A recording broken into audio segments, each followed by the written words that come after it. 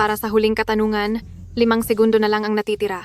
Ang mananalo ay hindi lang makakakuha ng 5 milyong dolyar na premyo, kundi maaari ring kumatawan sa ating programang Pinakamalakas na Tycoon para makasali sa Autumn Festival. Ang countdown, 5, 4, 3. Ano nga ba talaga sa sinaunang mitolohiya ng Daksha, ang diyos ng mga pagkain?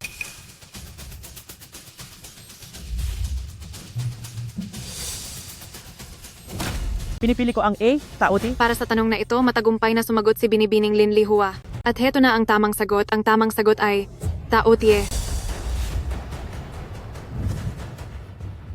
Ipinahayag ko na sa pinakamalakas na tycoon na ito, ang tinanghal na kampiyon ay walang iba kundi si Linli Hua. An Yicheng, nalagpasan mo ang pagkakataong maging kampeon. Wala kang makukuhang anumang premyo. Panghihinayangan mo ba ito? Hindi po ako nang hihinayang. Congratulations, Lihua.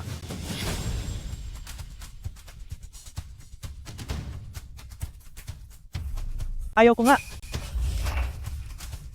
Kuya Kian, ayaw ko niyan. Ay naku, bilisan mo na. Kanina ko pa ito hinihintay.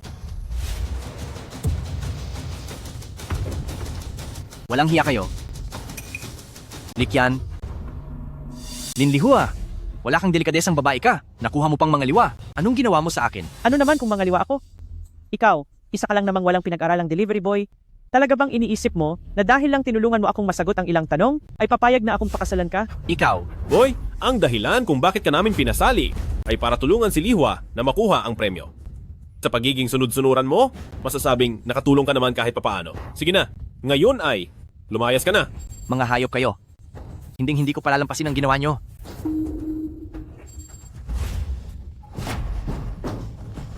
Talagang hinaharangan mo ang pera ko? Pagbabayarin kita.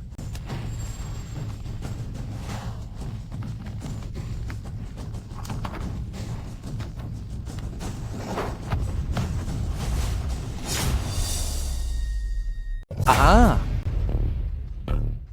Mahal, gising ka na? Mahal, tulungan mo naman ako. Ipanalo mo ako sa paligsahan. Kapag nanalo na ako, pakakasalan na kita agad. bumalik ako sa nakaraan. Bumalik ako bago magsimula ang paligsahan. Noong nakiusap si Lin Lihua na tulungan ko siyang sumagot, noong oras na hilingin niyang ipanalo ko siya. Mahal, nakikiusap ako. Total naman, isa ka lang namang delivery driver na walang pinag-aralan. Ang pagiging kampeyon ng greatest genius ay wala namang silbi sa iyo. Ibigay mo na lang sa akin ang 5 milyong dolyar na premyo bilang dote para sa ating kasal. Gagamitin ko ang pera na ito bilang puhunan para sa pamilya natin, para mabigyan kita ng anak. Lin Lihua, bilang isang taong napakatalino, kung bakit wala akong diploma, hindi mo ba talaga alam kung bakit? Bakit parang hindi na siya yung dating masunuring lalaki na kilala ko? B, mahal, alam kong mahal mo ako. Kaya mo iniwan ang pag-aaral mo at nagtatrabaho bilang delivery driver para buhayin ako. Alam ko ang sakripisyo mo para sa akin. Huwag kang mag-alala, kapag nanalo na ako sa paligsahan, pakakasalan kita agad at kukuha na tayo ng marriage certificate, okay? Inaasahan mo pa rin maniniwala ako sa iyo? Noong nakaraang buhay ko, dahil sa pagtitiwala sa iyo, nagtulungan kayo ni Likian para tapusin ako? Paano mo nalaman ang tungkol sa amin ni Kiangge? An Yicheng, sasabihin ko sa iyo, pinapasama kita sa paligsahan at pinapatulong kitang manalo dahil iyan lang ang tingin ko sa iyo. Nabayaran na ni Chiangge ang paligsahan. Tulungan mo man ako o hindi, siguradong ako ang magiging kampeon. Kampeon? Wala ka ng pagkakataon. Lin Lihua, ang kampeon sa paligsahang ito ay walang iba kundi ako, si An Yicheng.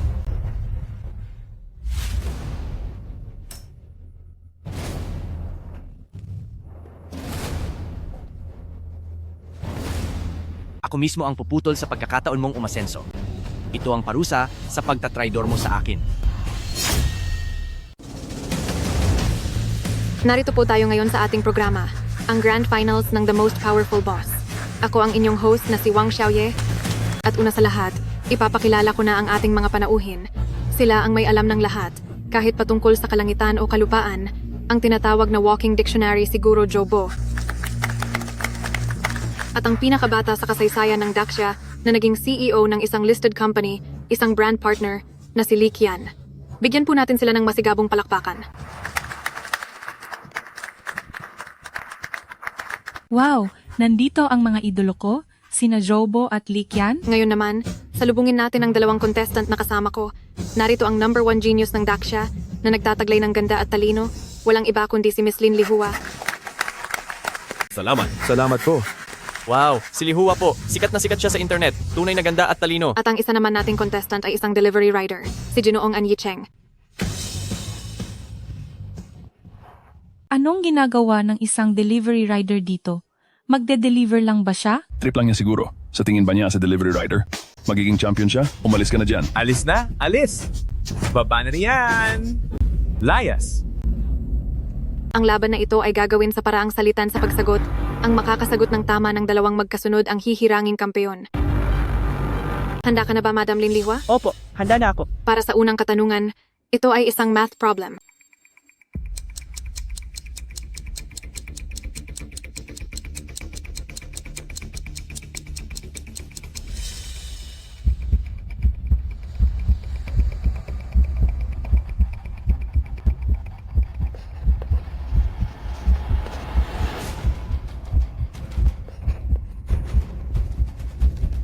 Ang sagot ko ay 3, 5, 8, 0. Ngayon naman ay titingnan na natin ang tamang sagot. 3.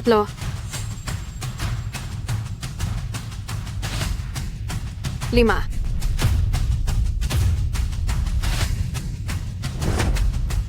8. 9.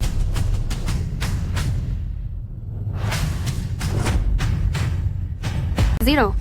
Wow! galing. Ang galing mo, tama ang sagot ni Lin Lihua. Buti na lang at si Kuya Kian ay ibinigay na sa akin ang mga sagot ng maaga. An Yicheng, ikaw na hamak na delivery driver? Paano mo ako matatalo? Lin Lihua?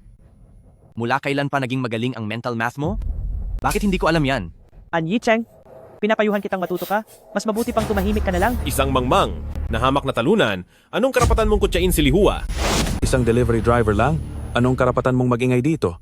Ang makatayo sa entabladong ito, ang pinaka-highlight na ng buhay mo. Tapos nagmamayabang ka pa. Wala lang iyan. Kapag nakuha ko na ang kampeonato sa pinakamalakas na tycoon, doon nyo makikita ang tunay na tagumpay. Sa tingin mo, magiging champion ka? Marunong ka ba ng mental math? Alam mo ba kung ano ang algorithm? Naghahanap ka lang ng gulo. Hahaha, ang delusyon mong delivery boy ay sobra-sobra na. Sige nga, gusto kong makita kung paano ka mananalo. O sige, ituon natin ang ating atensyon sa susunod na katanungan. Sa tanong na ito, kailangang sa loob ng 1 minuto, mula sa 100 baso, na mukhang magkakapareho lahat, hanapin ang baso ng tubig na may asin. Napakahirap niyan, masasagot niya kaya yan? Sa ganyang level niya, delivery boy lang siya. An Yicheng, maaari ka nang magsimula.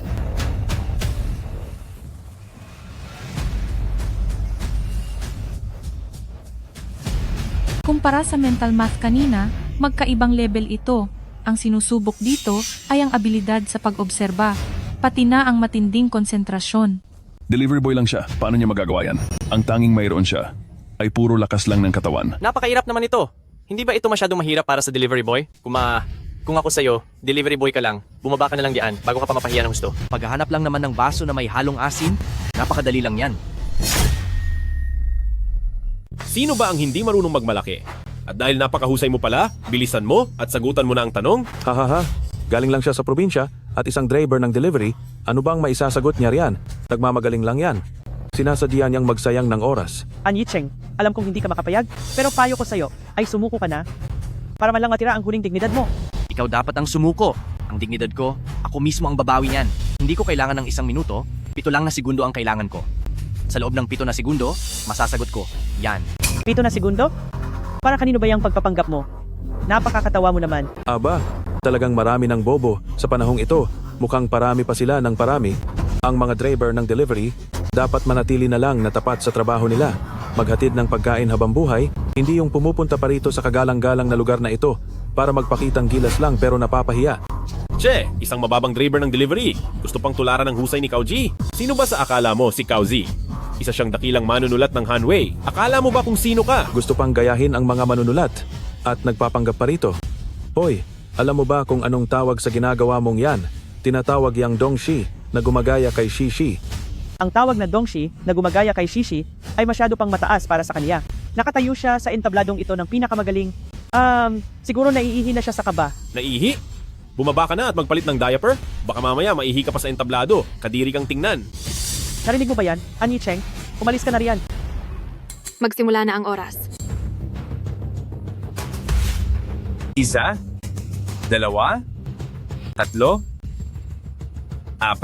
5, 6, 7. Tapos na ang oras. An Yicheng, pakisagot na.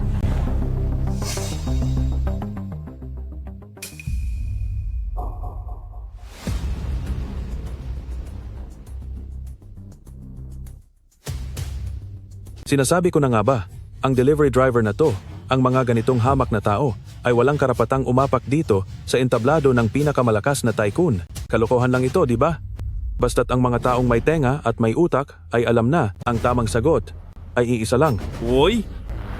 Sa pagkuha niya ng 2 baso, ay pinatunayan lang niya na una, wala siyang utak, at pangalawa, wala siyang tenga, di ba? Ha ha ha ha ha ha! An Yicheng, ginagawa mo lang talagang kakatwa ang sarili mo. Kung hindi mo kayang pumili, sumuko ka na lang ng direkta ano't nagpapanggap ka pa rito. Ano? Balak mo pa bang mandaya? Huwag mong sabihing ang 2 basong ito ay parehong may asin? Oo nga. Posible kayang magpakahirap ang aming produksyon na sadyain at paglaruan ang isang dukhang delivery driver na gaya mo? Ano? Ha ha ha! Isa kang delivery driver lang, lakas ng loob mong kwestiunin ang produksyon, sadyang hindi mo kilala ang kinalalagyan mo. An Yicheng, kailangan kitang paalalahanan. Ang sagot sa tanong na ito ay iisa lang. Bilang palabas na may pinakamataas na rating sa buong mundo sa mga knowledge quiz, ang aming produksyon ay laging naglalabas ng mga tanong ng pantay, makatarungan, at hayagan, hindi maaari na magkaroon ng 2 sagot. Pakiusap, pumili ka ng mabuti. Kailan ko sinabi na parehong tama ang 2 basong ito? Huwag kang mag-arte dyan. Kung ang 2 basong ito ay hindi ang tamang sagot, bakit mo iyan hinawakan? Oo nga! Hoy! Bakit ka nakatingin sa akin? May dala kang 2 basong tubig? Naghihintay ka bang ako ang magsabi sa'yo ng sagot? Kinuha ko ang 2 basong tubig na ito para natural na isaboy sa'yo. An Yicheng, Ang tamang sagot ay ang basong hawak ko. Lahat ng nakikita ng aking mga mata ay nakukuha ko ng detalyado.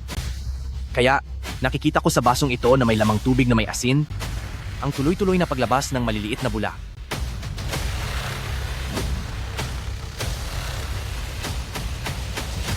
Pagbati, tama ang sagot mo.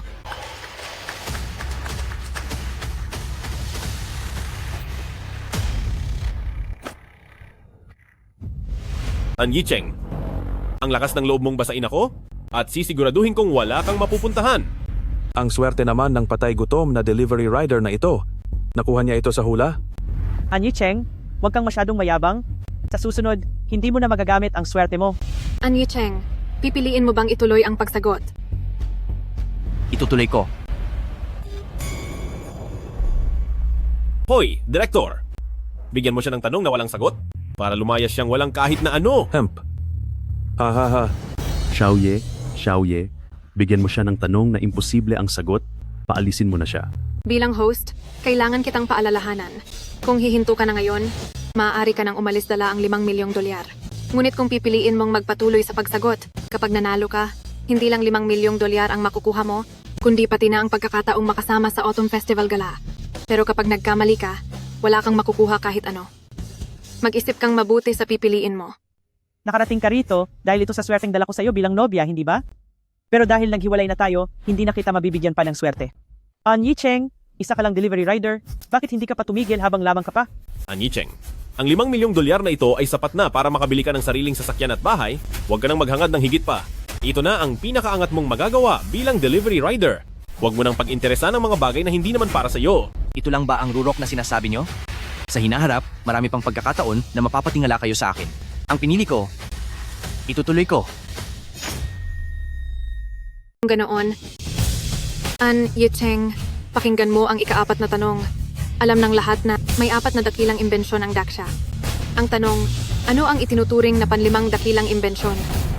5 dakilang imbensyon? Ang ika-5 imbensyon? Parang hindi ko pa narinig iyon. Ah, ha, ha, ha. Hay nako, kahit na kabisado ko ang kasaysayan at nakapaglakbay na sa iba't ibang bansa, pero wala pa akong narinig tungkol sa ika-5 dakilang imbensyon. Ha ha ha. Ang 4 na imbensyon ay tanggap ng lahat, pero sa buong mundo, wala namang kumpirmadong ika-5 imbensyon, kaya ang tanong na iyan ay walang sagot. Hoy, An Yicheng. Hindi mo masasagot yan. Umalis ka na dito, bilis. Alam ko ang ika-5 imbensyon. Nasa paligid lang natin ito, ginagamit araw-araw, at nakikita araw-araw. Kalokohan. Wala namang kahit anong panlimang dakilang imbensyon. Baka ang gusto mong sabihin ay sasakyan? Hahaha. Huwag mong sabihing cellphone ang tinutukoy mo. Hindi rin. Baka naman ang tinutukoy mo ay computer? Ang computer ay maaaring ang tawaging pinakadakilang imbensyon ng ika-20 siglo, pero para tawaging ikalimang dakilang imbensyon, hindi ito karapat-dapat. Ang ikalimang imbensyon na ito ay para sa lahat, bata man o matanda, mahirap man o mayaman, maaaring magkaroon nito. Kung ganoon, baka ang sinasabi mo ay bombilya. O telebisyon? Mukhang si An Yicheng lang ang nakakaalam ng sagot. Napakagwapo niya talaga. Si An Yicheng ay parang siguradong sigurado sa kanyang sarili, habang ang mga panauhin na ito parang wala talagang alam sa sagot. Sinasabing matatalino silang tao, pero mas magaling pa sa kanila ang isang delivery rider. Paano pa nila nakuha ang makaupo doon? Ska, naku! Tigil na. Huwag ka nang magpanggap pa. Tingin ko ay wala ka talagang alam at hinihintay mo lang na sabihin namin ang sagot para makapangopya ka lang. Sa utak mong iyan, masasagot mo ba ng tama? An Yicheng, dahil masyado kang kampante, bakit hindi mo agad ibigay ang sagot? Bakit mo kailangang magtagal? Tama iyan. Sabihin mo nga sa akin, ano ang panglimang dakilang imbensyon? Magsalita ka? Hahaha. Sa tingin ko, nagpapasikat lang siya. Wala namang ganoong sagot. Paano niya ito malalaman? Ano? An Yicheng, mayroon ka na lang 10 segundo. Pakiusap, sumagot ka na. Ang panglimang dakilang imbensyon ng Daxia ay ang... Ang totoo ay wala kang alam. Hamak ka lang na delivery boy, wala kang pinag-aralan, paano ka aabot sa round na ito? Ang sagot ay, mandaraya ka. Anong sinasabi mo? Hindi ko gagawa yan. Ma'am, lagi akong nasa tabi ni An Yicheng at wala akong napansing kahina-hinala. Baka po nagkakamali kayo? Hawak ko rito ang lahat ng dokumento ni An Yicheng simula noong bata pa siya. Palaging 0 ang score niya sa lahat ng exam. Bilang isang hamak na delivery boy, paano niya masasagot ng tama ang lahat ng ito? Walang duda, ito ay isang panlilin lang. Tama. Ang mga narito sa Huaxia ay pawang mga kilala at mahuhusay na iskolar, pati kaming matatalino ay hindi alam ang sagot. Paano ito masasagot ng isang walang pinag-aralan na gaya niya? Siguradong nandaya siya. Tama, oo. Siguradong may gamit siyang panggaya sa katawan. Kayo riyan, alughugin niyo siya. Bitawan niyo ako. Hindi ako nandaya. Wala akong ginagawang masama. Anong nangyayari? Bakit nila siya hinuhuli? Hindi ako mandaraya. Ang sinasabi niyo tungkol sa 0, lahat iyan ay gawa-gawa lang? Para malaman natin ang totoo, kapkapan na lang natin siya. Kapkapan siya.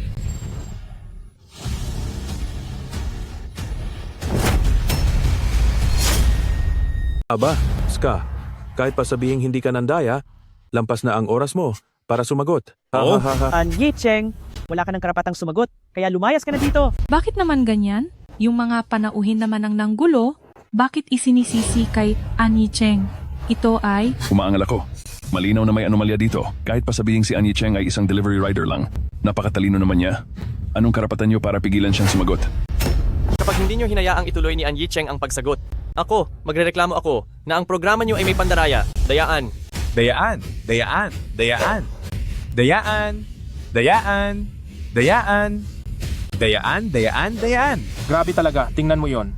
Pinagmamalaki niya kaming mga delivery rider. Masyadong mapang-api ang mga guest na ito, dapat silang i-report. Sali ako. Magrereklamo din ako. Ilabas mo ang cellphone mo, i-report natin ang pinakamalakas na tycoon. May pandaraya silang ginagawa. Inaapi nila ang isang delivery rider. Dapat lang silang i-report.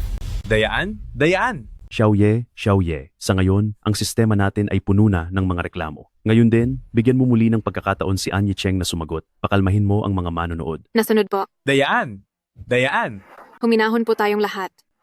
Pagkatapos mag-usap ng production team, napagdesisyonan naming bigyan si An Yicheng ng isa pang pagkakataong sumagot. An Yicheng, dahil tila sigurado ka na sa iyong kasagutan sa tanong na ito, mangyaring galingan mo sa iyong huling pagkakataon. Kapag nagtagumpay, gagawa ka ng milagro, ngunit kapag nabigo, wala kang mapapala. Maari ka nang sumagot. Ang ikalimang dakilang imbensyon ng Daxia ay ang... Iyon ay walang iba kundi ang hybrid rice. Hybrid rice? Ang pang-5 sa mga pinaka-importanting imbensyon ng siglong ito? Sa tingin ko, may punto ang sinasabi niya. Ang imbensyon ng hybrid rice ay ang siyang tumulong sa ating mga mamamayan pagdating sa malaking problema sa pagkain, kaya kung ituturing itong pang-5 imbensyon, nararapat lang talaga iyon. Sa tingin ko hindi. Ang pang-5 imbensyong iyan ay matagal nang pinagtatalunan at hindi pa sigurado kung ang hybrid rice. Ang nga ba iyon, di ba? An Yicheng, ang tagal mo nang nagpapanggap, huwag mong sabihing sa tingin mo ay sapat na ang kahit anong sagot para lang makalusot ka. Hybrid rice pa raw? Sa tingin ko ay naluto na ang utak mo kakatrabaho sa bukid. Ang pang-5 imbensyon ng Daxia, magiging ganoon lang ba kasimple iyon? Simple man o hindi, Malalaman natin kapag inanunsyo na ng host ang resulta, di ba? Hahaha. Isa ka lang namang hamak na payaso, hinding-hindi ka makakakuha ng tamang sagot dahil ang tanong na ito ay wala talagang kasagutan. Hahaha. Paano mo nalaman na walang sagot ang tanong na ito? Oo. Posible kayang may sabuatan kayo ng mga producer? Kalokohan! Tumigil ka sa paggawa ng kwento. Sino ba ang hindi nakakaalam na ang Daksha natin ay wala namang panglimang imbensyon? Kahit anong gawin mo ngayon, ang titulong kampyon ay hindi mapupunta sa iyo. Naniniwala ako na ang programang ito ng pinakamalakas na tycoon ay magbibigay ng isang patas na resulta. Host, paki-anunsyo na ang sagot. Gaya ng alam ng lahat, tungkol sa kung ano ang panglimang imbensyon ng Daksha, kung ano talaga iyon, ay nagkaroon ng malaking pagtatalo.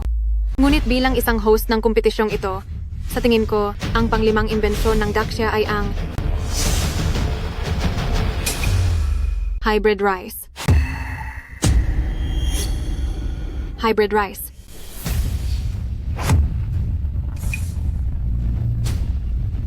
Anyi Cheng, congratulations, tama ang iyong sagot. Ikaw na ngayon ang nanalo bilang kampyon. Tutol ako kay Anyi Cheng, nandaya ka. Siguradong tinakot mo ang nagbigay ng tanong at sa mga kamay niya mo nakuha ang sagot, hindi ka karapat-dapat na maging kampyon. Lin Lihua, kabibintang nyo lang sa pag-akusa sa akin na mandaraya, pero wala naman kayong nahanap. Ngayon, gusto mo na naman bang gamitin ang lumang diskarte na iyon? Anong lumang diskarte ang sinasabi mo? Malinaw na ang isipan mo ang hindi matuwid na gusto mong gumamit ng maduming paraan para lang guminhawa agad ang buhay. Masyado lang akong naging kampante kanina, kaya hinayaan lang kitang makalusot. Sa pagkakataong ito, ilalantad ko na ang tunay mong pagkatao. Dahil mukhang sigurado ka sa mga sinasabi mo, maglabas ka ng ebidensya kung basta mo lang ako binibintangan. Sino ang makapagpapatunay niyan? Kaya kong patunayan iyan. Oh, hindi ba't ito ang tanyag na manunulat sa bansa? Siguro, Lee Bowen? Nasa iyo na ang lahat. Hindi mo inaasahan ito, di ba, Anyi Cheng? Na magkikita tayong muli. Noong nakaraan ay inutusan kita na mag-deliver ng pagkain sa bahay ko at hiniling na alagaan mo muna ang nanay ko sa loob ng maikling panahon. Hindi ko akalain. Noong nalaman mo na ako ang gagawa ng mga tanong para sa pinakamalakas na tycoon, ay gagamitin mo ang nanay ko para takutin ako para lang ibigay ko sa iyo ang mga sagot. Ang mga ganitong bagay, paano ko iyon papayagan? Kaya palihim kang pumunta sa kwarto ko at ninakaw ang mga tanong. Wala kang hiyang tao ka. Hindi ko akalain na itong si Anyi Cheng ay ganoong klase palang tao. Buti na lang at hindi ako tuluyang naniwala sa kaniya kanina, nakakasuka siya. Hindi kaya may iba pang dahilan dito? Itong si Anyi Cheng? Hindi naman siya mukhang klase ng taong mandaraya. Nakikita ang mukha pero hindi ang puso. Marami na akong nakitang katulad niyan. Hahaha. Sa inyong mga nanonood, mayroon lang po akong kailangang sabihin. Si Anyi Cheng ay tamad simula pa noong bata, wala siyang napatunayan sa buhay, at talagang hindi ko inasahan na gagawin niya ito para gumanti sa akin sa pamamagitan ng pag-impluwensya kay Guro Lee Bowen. Sabihin niyo, ang isang taong masama ang asal, hindi ba dapat ay umalis na sa entabladong ito? Lumayas ka! Lumayas ka! Lumayas ka? Lumayas ka! Lumayas ka! Lumayas ka! Lumayas ka! Lumayas ka! Anyi Cheng, narinig mo ba yon? Ito ang gusto ng mga tao. Kung matalino ka, kusang loob ka nang umalis dito, dahil kung hindi, ipapakalagkad kita palabas sa mga tauhan ko. Hindi ako nagnakaw ng mga tanong. Bakit ako aalis? Anyi Cheng, magsisinungaling ka pa rin ba? Baka gusto mong sabihin na siguro Lee Bowen ay sadyang naninira lang sa iyo? Anyi Cheng, kung ngayon ka na maglalabas sa kompetisyong ito, ay aakto ako na parang walang anumang nangyari.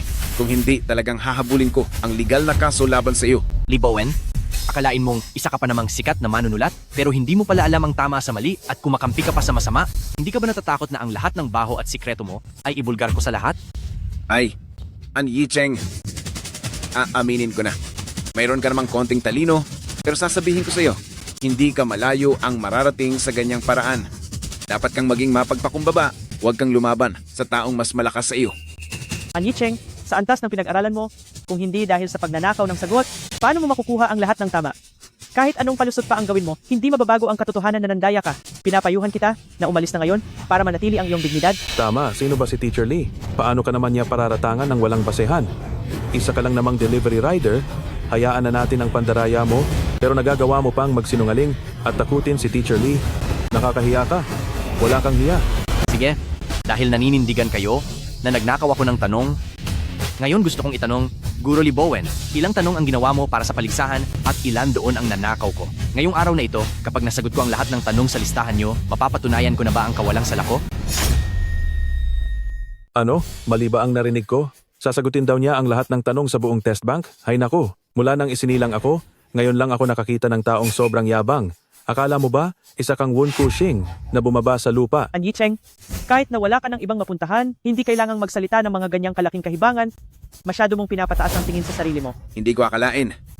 Handa talaga siyang magsinungaling ng malaki para lang makatakas sa parusa. Sasabihin ko sa iyo, kahit pa ang ating pinakasikat at magaling na dalubhasa sa literatura ng Daksha, na siguro Bai Hui ang nandito, maging ang ganyang kalaking salita ay hindi niya kayang bitawan. An Yicheng, nasabihin ko sa iyo, walang kahit na sinuman sa mundong ito ang makakasagot ng tama sa lahat ng tanong sa test bank.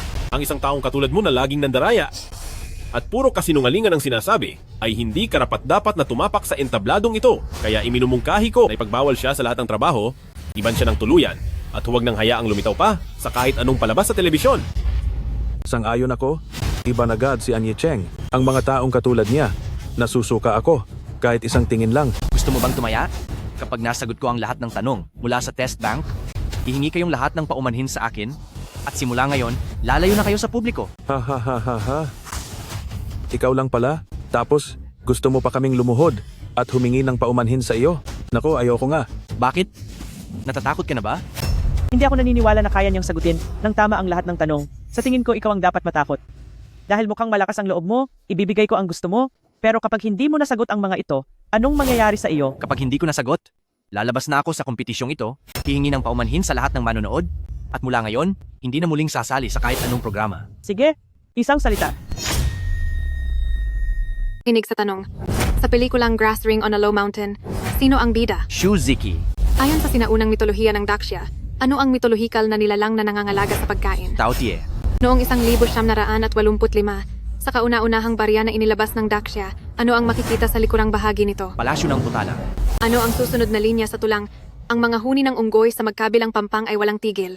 Ang mga huni ng unggoy sa magkabilang pampang ay walang tigil. Habang ang mabilis na bangka ay lumampas na sa 10,000 bundok.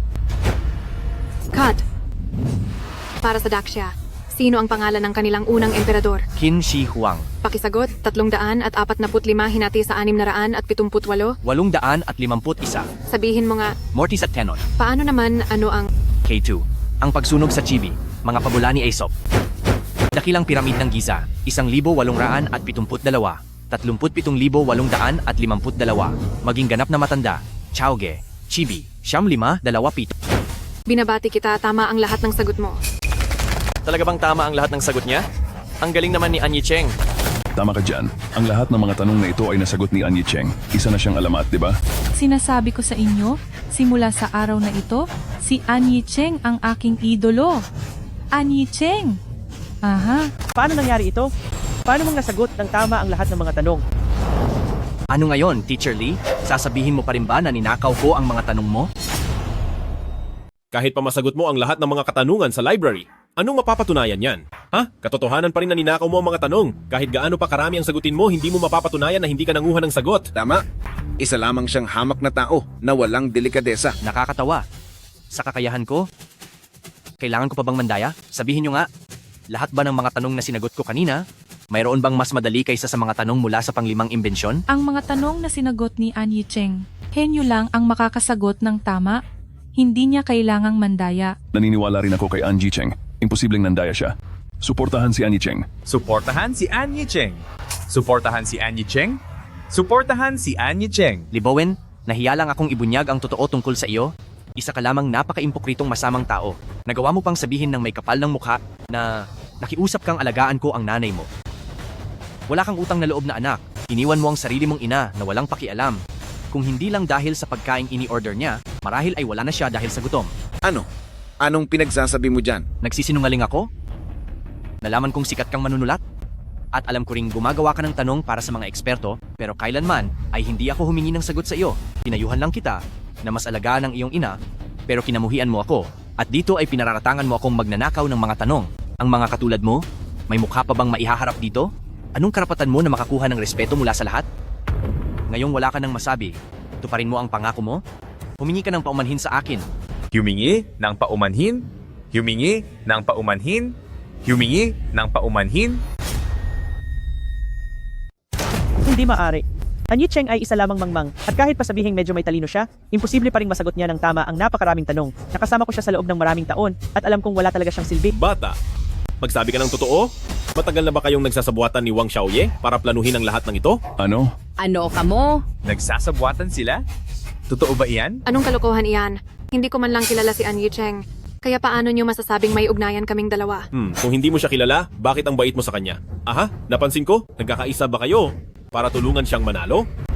Bakit niyo ako pinararatangan ng ganyan? Ginagawa ko lang po ang tungkulin ko bilang isang host. Lahat ng mga sagot na iyon ay galing talaga mismo kay An Yicheng. Maari kong ipusta ang karera ko bilang garantiya. Tumigil ka nga, pareho lang kayong dalawa na masama. Sinasabi ko na nga ba, nagbago ng malaki si An Yicheng dahil pala lumapit na siya sa isang tulad mong malanding babae. Isa kang hamak na sumisira ng relasyon, akala mo ba ay maniniwala pa kami sa iyo? Lindy Hua, ano ang karapatan mong husgahan ng iba? Pagdating sa pagiging hamak, masahol ka pa sa kahit sino. Bakit? Gusto mo bang ibunyag ko ang lahat ng mga pinaggagawa mong kamalian noon? Ikaw, huwag kang magsalita ng kung ano-ano. Ikaw ang walang narating sa buhay, kaya akala mo ba, sasayangin ko ang buong buhay ko sa isang taong walang silbing, gaya mo? Teka muna, Wang Xiaoye, pinapayuhan kita. Hiwalayan mo na ang lalaking ito. Isang talunan na tulad niya, kapag nanatili ka sa kanya, sasayangin mo lang ang kabataan mo. Nagkakamali kayo. Kahit na hindi kami opisyal na magkasintahan ni An Yicheng, naniniwala ako na sa talinong taglay niya, tiyak na magtatagumpay siya balang araw. Sige. Ang bilis nyo naman magkampihan. Ngayon, dahil dyan, lumayas kayong lahat. Sa anong dahilan? Nasagutan ko na ang lahat ng mga tanong at kayo ang dapat na lumayas dito. An Yicheng, huwag kang masyadong kampante dahil lang sa nakasama mo si Wang Xiaoye para gawin ang gusto mo. Ang isang host at kalahok ay nagsasabuatan. Kapag kumalat ang balitang ito, sa susunod, paano pa kayo makakapagtrabaho sa industriyang ito? Wala po kaming... Walang ano? Ha? Kitang-kita ang pagtatanggol nyo sa isa't isa, napanood din iyan ng lahat ng mga audience. Sa tingin nyo ba ay makakatanggi pa kayo? Masyado na kayong mapang-api. Uy, mga kaibigang audience, nakita nyo naman lahat, di ba? Itong si An Yicheng, nagawang suhulan pati ang host. Ilang tanong lang naman ang nasagot niya. Hindi ba wala lang naman iyon?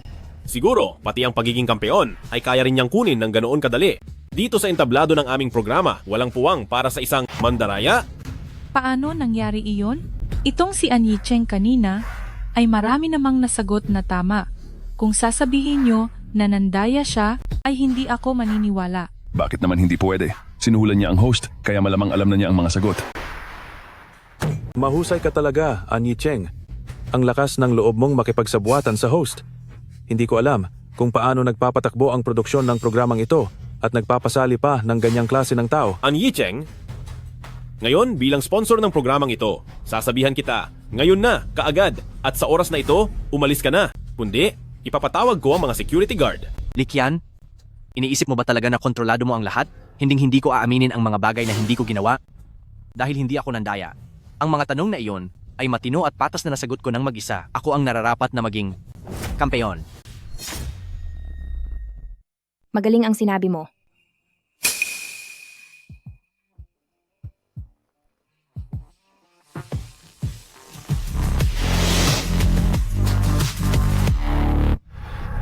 Sino po ba iyan?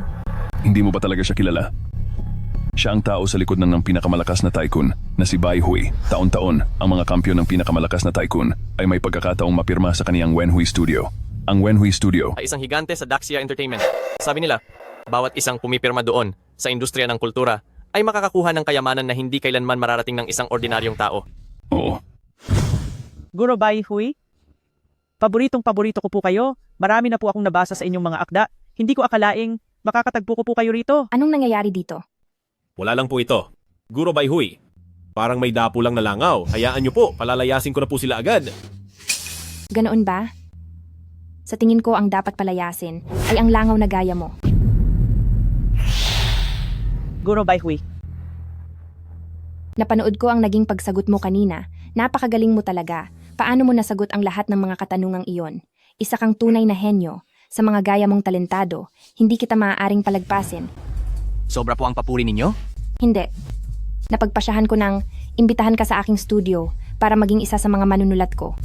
Payag ka ba? Huwag na lang po sana.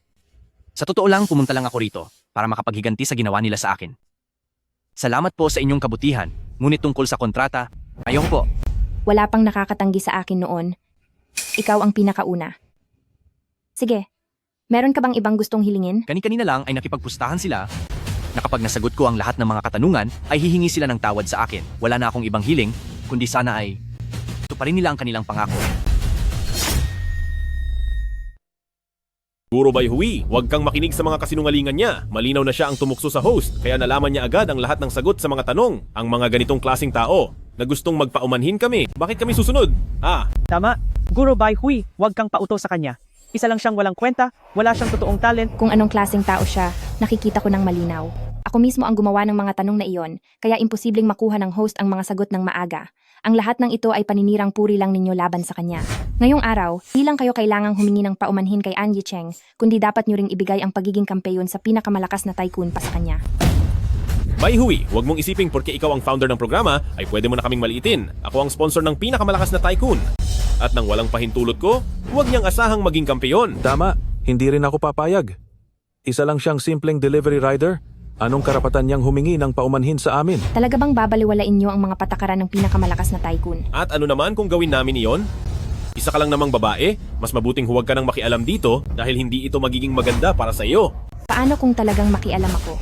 Ganoon ba? E di sige, subukan mo. Tingnan natin kung sa stage ng pinakamalakas na tycoon, kung ang salita ba ni Bai Hui ang mananaig o ang kapangyarihan ng pera ko.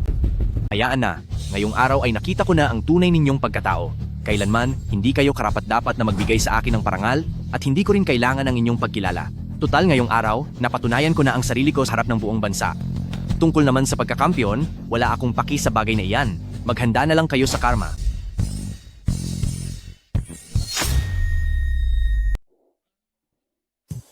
An Yicheng, may sasabihin ako sa'yo. Miss Bai, bakit po?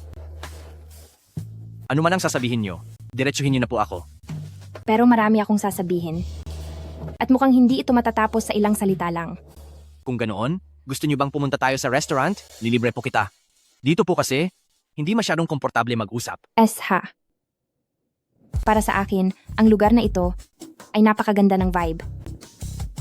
An Yicheng, alam mo ba, mula noong tinanggihan mo ako, ang kagustuhan kong manalo ay lalong nabuhay dahil sa iyo. Maraming taon na, mula noong huli kong naramdaman ang ganitong klaseng sobrang excitement. Pasensya na po ako. Sa pagiging manunulat, wala talaga akong interes. Ay, hindi. Hindi tungkol sa pagiging manunulat ang sinasabi ko. Ang tinutukoy ko ay pakikipag-isang dibdib sa iyo. Naku, binigla mo naman ako. Akala ko talaga ang sasabihin mo ay pakakasalan mo ako. Tingnan mo kung gaano ka natakot. Nakakatakot ba ako? Sa tingin mo ba? Ay hindi bagay si ate sa'yo? Hindi po. Hindi iyon ang ibig kong sabihin. Napakabuti mong tao. Ako ang hindi karapat-dapat sa iyo. Aalis na po muna ako. Sandali. Pero si ate ay nakuha mo na ng buong buo. Huwag kang masyadong mawalan ng kumpiyansa. Dahil sinabi ko na mapapangasawa kita at gagawin ko iyon. Tungkol naman sa dote at kung ano-ano pa, hindi hihingi si ate mula sa iyo. Basta ang kailangan mo lang gawin ay manatili sa piling ko ng payapa. Pero, ngayong araw lang tayo unang nagkita, kaya... Ano naman kung ngayon lang tayo unang nagkita? Nagustuhan ka na ni ate at hindi ka na makakatakas pa.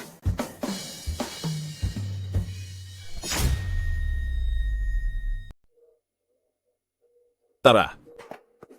Sandali. Lihua, paalis ka ba? Anong ginagawa mo rito? Heto. Mga itlog ito galing sa sarili naming manok. Alam kong mahilig ka rito kaya pinadalhan kita ng kaunti. Tingnan mo, bagong pitas lang yan. Sino naman ang matutuwa sa bulok mong mga itlog? Magsalita ka, anong pakay mo talaga rito? Lihua, alam kong mababa ang tingin mo sa amin dahil mahirap kami. At alam ko ring, ako lang na matandang ito ang nagpapabigat sa buhay ni Acheng. Pero si Acheng, tapat ang nararamdaman niya sa iyo. Sana bigyan mo pa siya ng isa pang pagkakataon. Huwag na kayong makipag-break, pakiusap. Kaya pala, nandito ka para kay An Yicheng para kumbinsihin ako. Pagkatapos ng ginawa niya sa akin noon, ngayon ay aasahan niyang babalikan ko siya? Nananaginip ka ng gising. Huwag na po kayong magalit ng ganyan. Kahit anong pagkakamali man, kasalanan lahat iyon ni Acheng. Heto po, humihingi ako ng tawad para sa kanya. Maraming taon na kayong magkasama, hindi madali ang pinagdaanan niyo. Patawarin niyo na siya kahit ngayon lang pinapangako ko. Hindi ka na niya muling papagalitin. Hindi maaari. Umuwi ka at sabihin mo kay An Yicheng, maliban na lang kung pumunta siya rito para yumuko sa harap ko at lumuhod para humingi ng tawad dahil kung hindi ko talaga siya mapapatawad. Nako, Lihua, Bata pa si Acheng, wala pa siyang muwang, kaya huwag mo na siyang pag-initan. Kung may galit ka man, ibuhos mo na lang sa tita, pwede po ba? Umalis ka rito. Sawang-sawa na ako sa inyong mag-ina. Wala namang kakayahan, wala pa ring pera. Tapos ngayon, may kapal pa na mukhang pabalikin ako. Napakawalang hiya niyo talaga. Mahiya naman kayo sa sarili niyo. Bakit mo naman nasasabi ang ganyan? Galit ka lang kay Acheng, hindi ba? Kung gusto mo, ako na lang ang luluhod para sa kanya. Patawarin mo na si Acheng, pakiusap. Manigas ka. Para malaman mo, kung hindi lang dahil sa may pakinabang pa ang anak mo, hindi ko siya magiging kasintahan noon pa man. Anong sinabi mo? Ibig bang sabihin nito na sa loob ng mga taon na ito ay niloloko mo lang si Acheng? Tama ka. At kung may dapat man sisihin, ang anak mo iyon dahil sa sobrang katangahan niya. Sinabi ko lang naman na gusto kong magkolehiyo, pero seryoso siyang nag-deliver ng pagkain para lang tustusan ng pag-aaral ko, at siya pa mismo ang naghanda ng mga gagamitin ko sa pag-aaral. Salamat sa mahusay niyang hula sa mga lalabas sa exam, kundi dahil doon, hindi ako magiging ganito kadali na nakapasa sa universidad. Bakit mo nagawang gamitin si Acheng? Dahil sa iyo si Acheng ay tumigil sa pag-aaral, paano mo nasasabi ang mga bagay na iyan? Wala ka na ba talagang konsensya? Hoy, matandang hukluban? Sinong sinasabi mong walang konsensya? Ha? Sa halip na mag-aksaya ka ng oras, ibigay mo na lang itong mga itlog at ipakain mo sa anak mo para tumalas ang isip niya. Baka sakali, makatapos pa siya kahit elementarya lang. Hoy, matanda! Nabalitaan ko na kumikita ka raw sa pagpulot ng basura? Tingnan mo, sa tingin mo ba kaya mong pag-aralin ang anak mo sa universidad? Ano? Hahaha? Kayo, talagang kayo na ay. Oo nga pala, muntik ko nang makalimutang sabihin. Ito nga pala, ay ang boyfriend ko, isang tanyag na scholar. Si Lee Kian, yung walang kwentang anak mo. Kung ikukumpara sa kanya, ay nahuhuli ng mga 7, 8, 10, 10 antas. Ikaw, napakawalang hiya mo. Ibinigay ng anak ko ang lahat sa iyo, tapos sumasama ka lang pala sa ibang lalaki. Matandang ito, anong pinagsasabi mo? Pinipili ko lang ang nararapat para sa akin. Iyang walang kwentang anak mo, kailanman ay hindi ko siya papakasalan. Matanda? Tingnan mo nga ang sarili mo. Ang tanda mo na, pero wala ka pa ring silbi. Kahit pag gustong magpakasal ni Lihua sa anak mo, tingnan natin. Magkano namang dote ang kaya mong ibigay para kay Liwa? Ano? Siguro naman, hindi mo balak ipambayad ng isang basket ng itlog? Ha?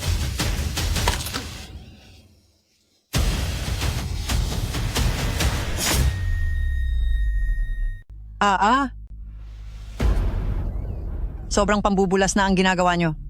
Kahit na mahirap lang ang pamilya namin, hindi kami dapat bastusin ng ganito ng walang dahilan.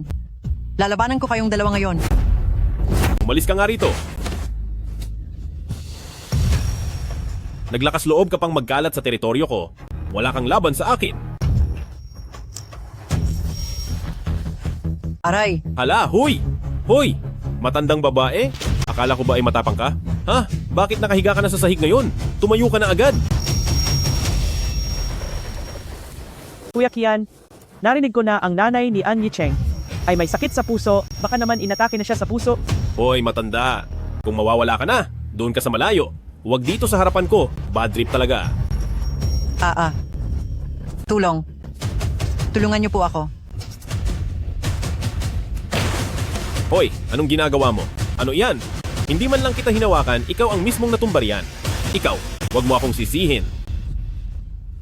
Kuya Kian, baka mas mabuting dalhin na siya sa ospital. Kapag may masamang nangyari rito, baka tayo pa ang mapagbintangan. Matanda? Naging swerte ka pa ngayong araw dahil nakatagpo mo ko. Sasagutin ko lang ang tawag. Hello? Sa City General Hospital, pumunta ka rito agad. Kundi ay wala nang mangyayari sa nanay mo. Ano? Anong nangyari sa nanay ko? Hello? An Yicheng. Kasama ako, hintayin mo ako. Nay. Doktor, ang nanay ko, ano po ang nangyari sa kanya? Kayo po ba ang kapamilya ng pasyente? Sa ngayon, ang pasyente ay inaatake sa puso at ang kanyang kasalukuyang lagay ay talagang malubha. Kailangang maoperahan agad ang puso niya. Gagawin po namin ang operasyon. Doktor, nagsusumamo po ako sa inyo. Tulungan niyo po ang nanay ko. Huwag kayong mag-alala, gagawin po namin ang lahat ng aming makakaya. Magbayad muna kayo ng bill para sa operasyon at mamayang hapon ay agad nating sisimulan ang operasyon. Teka lang po, Doktor, magkano po kaya aabutin? Ang operasyon ng nanay ko?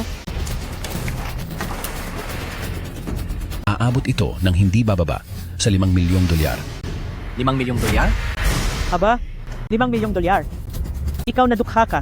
Kahit 5 milyong dolyar pa yan, siguradong kahit 500 dolyar lang ay mahihirapan ka ng maglabas. Sa totoo lang, sa ngayon ay wala pa akong ganoon kalaking halaga. Pwede po ba ganito? Doktor, unahin niyo na pong operahan ng nanay ko. Kapag nakahanap na ako ng pera, pangako pong babayaran ko agad ang kulang.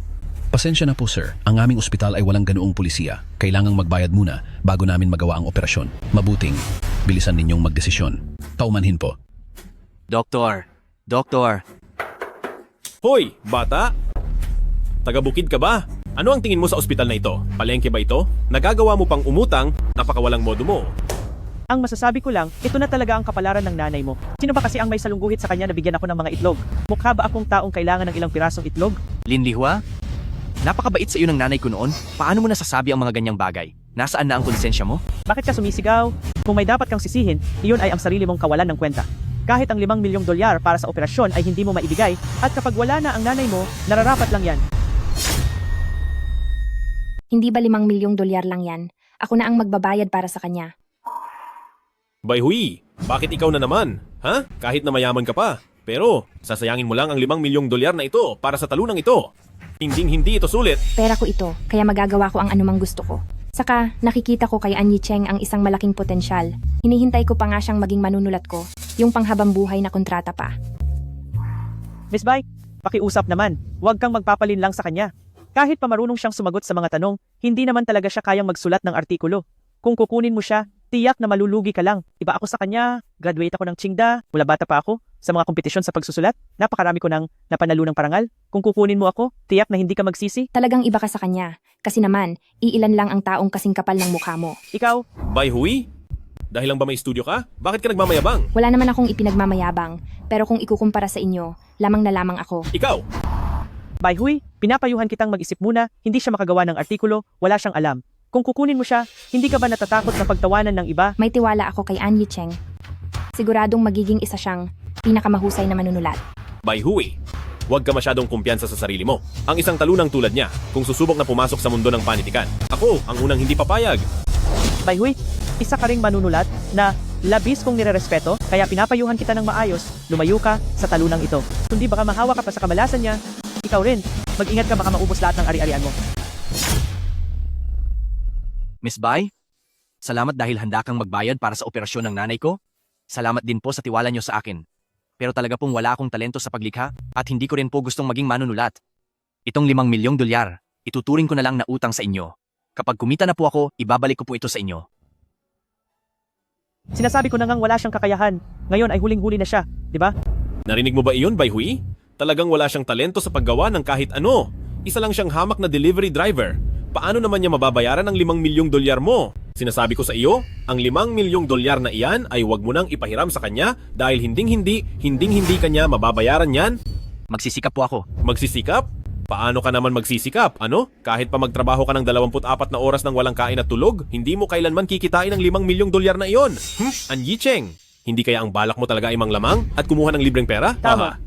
Dapat kang mag-ingat at huwag kang magpapaloko sa kanya. Kung talagang may galing siya, bakit hanggang ngayon ay isa pa rin siyang mabahong delivery driver? Naniniwala ako kay Anyi Cheng. Alam kong kikitain niya ang $5 milyong.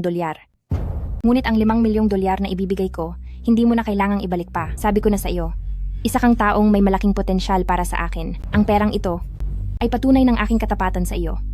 Hahantayin ko ang araw na kusa kang sasali sa aking studio. Bayhui, balak mo pa rin ba talaga siyang pirmahan? Ano bang nagustuhan mo sa kanya? Mula ng unang beses kong makita si Anyi Cheng, alam ko na agad na isa siyang henyo. Hindi mo lang ma-appreciate iyon dahil wala kang panlasa. Iyan ang pinagkaiba nating dalawa. Bayhui, talento ba talaga niya? Ang nagustuhan mo? O baka naman siya mismo ang tipo mo? Hindi ko itatanggi, may pagtingin nga ako kay Anyi Cheng. Ano? Talaga bang nagustuhan mo ang basurang Anyi Cheng na yan? Totoo nga pala ang mga chismis? Kung ano-anong pasikat na manunulat, pero ginagamit lang pala ang pagiging manunulat para lang makapamingwit ng mayaman. Hinanagaan pa naman kita dati. Sa ganitong babaeng walang hiya, isa itong kahihiyan. Anyi Cheng, marahil ay hindi mo pa alam ang mga kalokohan ng Bayhui na ito? Halika rito, sasabihin ko sa'yo. Ang sabi-sabi, sa studio niya ay puro gwapong lalaki lang ang kinukuha. Sa harap ng lahat, mga manunulat sila ng studio. Pero ang totoo, sila ay mga alaga ni Bayhui. Ha ha ha!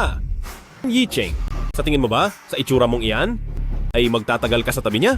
Itigil mo ang pagsasalita ng kung ano-ano. Inaamin ko, nakipag-date ako sa manunulat sa studio ko, pero naging normal kaming magkasintahan. Hindi madumi ang ginagawa namin gaya ng iniisip mo. At saka, seryoso ako kay Anyi Cheng. Huwag kang magbiro. Ang dumi-dumi na ng reputasyon mo, hindi mo ba alam yon? Dahil lang nakasulat ka ng 2 libro, akal mo ay kung sino ka na. Sinasabi ko sa iyo, An Yicheng, umabot ka na sa ganitong sitwasyon na kailangan mo pang ibenta ang iyong sarili para lang mabuhay. Naaawa talaga ako sa iyo. Malinis ang ugnayan namin ni Miss Bai.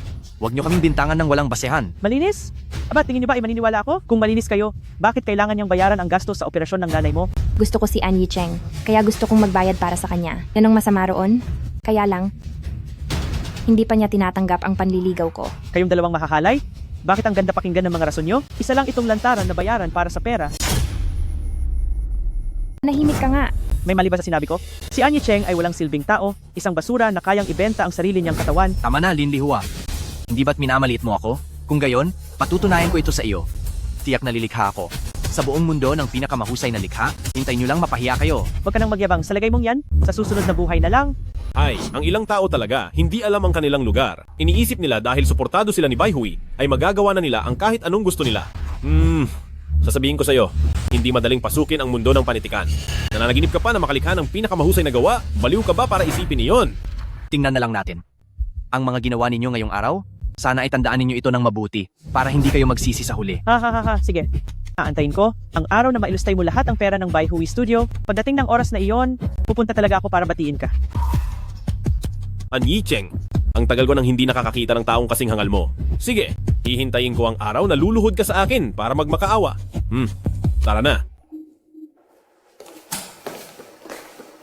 Miss Bai, talaga bang naniniwala ka na makakalikha ako ng pinakamahusay na likha? Naniniwala ako sa iyo. Palagi akong mananatili sa likuran mo para suportahan ka. Magkaliwanagan tayo, kahit na pumirma ako sa Bai Hui Studio, ito ay bilang isang manunulat lamang. Tungkol sa ating dalawa, hindi pa ako nakakapag-isip ng maayos. Huwag kang mag-alala, ate. Hindi kita pipilitin. Sa lahat ng ating mga kaibigan sa media, pati na rin sa mga eksperto sa industriya, ngayong araw ang unang gawa ni An Yicheng para sa press conference ng dakilang panahon. Maligayang pagdating sa inyong lahat.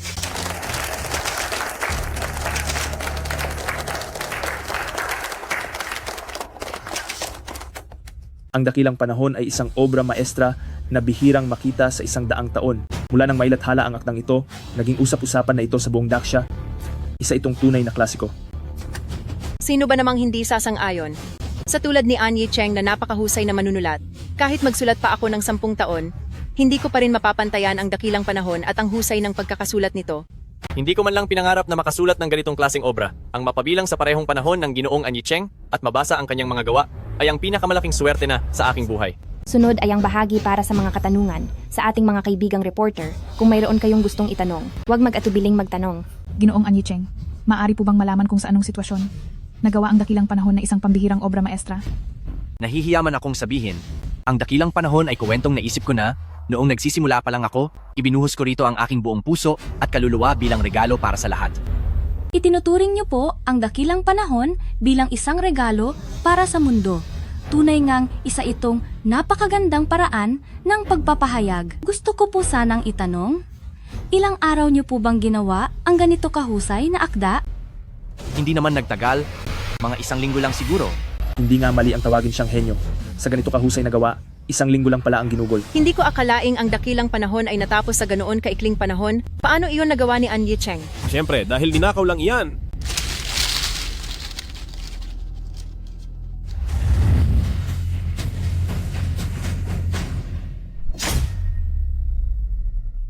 Kita nyo naman lahat, nasa kamay ko ang orihinal na manuskrito.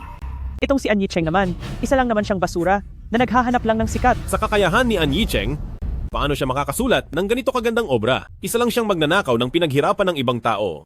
Pero itong si Lin Lihua ay nailabas ang manuskrito, kaya maliwanag na itong si An Yicheng ay desperadong maging sikat na handa niyang gawin ang lahat, maabot lang ang ambisyon niya. Nagkamali ako ng tingin sa kanya. Henyong manunulat pa naman daw. Nakakasuka. Nanakawin ni An Yicheng basta-basta ang gawa ng iba, tapos may kapal pa ng mukha na tumayo rito sa selebrasyong ito? Alam ko na talaga na mukhang talunan ng batang ito. Wala naman siyang ganitong galing. Ang librong ito, mula sa kwento hanggang sa detalye, hindi kayang isulat ng isang pulubing tulad niya. Kayong lahat, isang malinaw na paninira lang ito.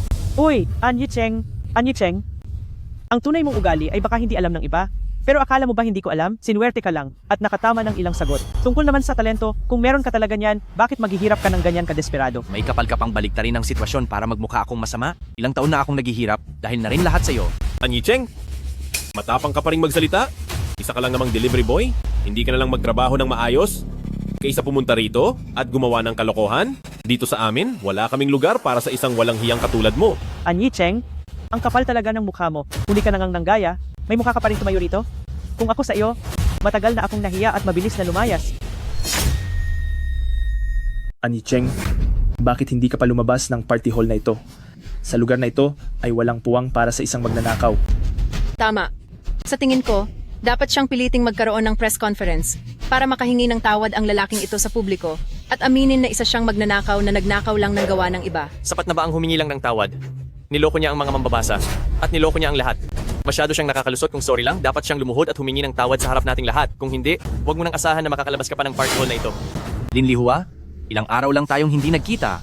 Mas lalo ka pang naging walang hiya kaysa dati. Ikaw, anong karapatan mong sabihan ako niyan? Ikaw kaya itong talagang makapalang mukha. Huwag mong isiping hindi ko alam. Peke ang hawak mong orihinal na sulat. Sinubukan mong gumamit ng peking manuskrito para siraan ako. Hindi ka pa ba naging sapat na puso para diyan? Ang tigas talaga ng loob mo. Ano naman ang mapapala ko sa pagsira sa iyo? Ang obrang ito ay punong-puno ng karunungan at sa buhay sa modernong lungsod ay napakadetalyado at totoong-totoo ang pagkakasulat. Kung gaano ba kalalim ang nalalaman mo, tingin mo ba hindi ko alam? Tanungin mo ang lahat ng narito kung may maniniwala ba sa iyo. Ako ang unang hindi maniniwala. Matagal ko nang napapansin na may kakaiba sa Anyi Cheng na ito. Kung ang kahit na sinong delivery man ay kayang sumulat ng ganitong klaseng obra, edi sana ang Nobel Prize sa literatura ay napanalunan na lahat ng mga taga-Meituan. Hindi rin ako naniniwala. Tingnan niyo ang hitsura niya, mukha ba siyang may pinag-aralan o pagkamanunulat? Naku, ang isang hamak na manok ay nilagyan lang ng ilang magagandang balahibo at ngayon ay iniisip na niya na isa na siyang ganap na phoenix? Hahaha. Lin Lihua, tinatanong kita, bukod sa hawak mo na sinasabi mong manuskrito, may iba ka pa bang ebidensya para patunayan na nagnakaw nga ako ng gawa ng iba? Anong magagawa niyan kahit wala? Lahat ng nilalaman ng iyong gawa ay narito rin sa manuskritong ito. Hindi pa ba ito sapat na ebidensya para patunayang nagnakaw ka lang ng gawa ng iba? Paulit-ulit mo akong pinararatangan na magnanakaw. Ngayon, sabihin niyo sa akin, sino ang sumulat ng manusktong iyan? Ikaw!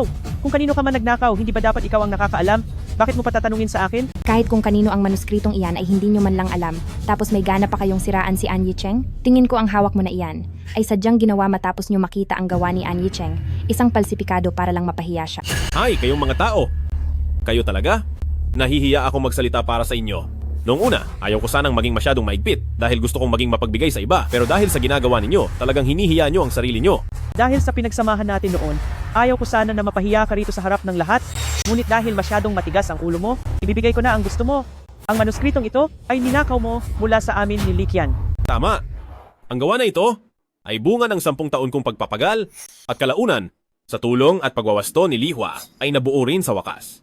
Hindi ko akalain na ang lahat ng pinaghirapan ko ay mapupunta lang sa iba. Ano? Ibig bang sabihin ay si Likian ang tunay na biktima rito? Mukhang ganoon na nga. Kaya pala ang Anyi Cheng na ito, noon ay walang nakakakilala, ngayon lang biglang nakilala, dahil ninakaw lang pala niya ang obra ni Likian. Napakababa ng gawain niya. Nakakasuka ang ginawa niya. Kung hindi dahil sa masamang taong tulad ni Anyi Cheng, dapat sana ay si Likian ang may pangalan sa mundo ng literatura. Pero hindi namin inakalain na nanakawin ng kriminal na ito ang karangalan na para talaga sa kanya. Gusto niyo bang kunin ang credit sa pinaghirapan ko at magpabida para sa sarili niyo?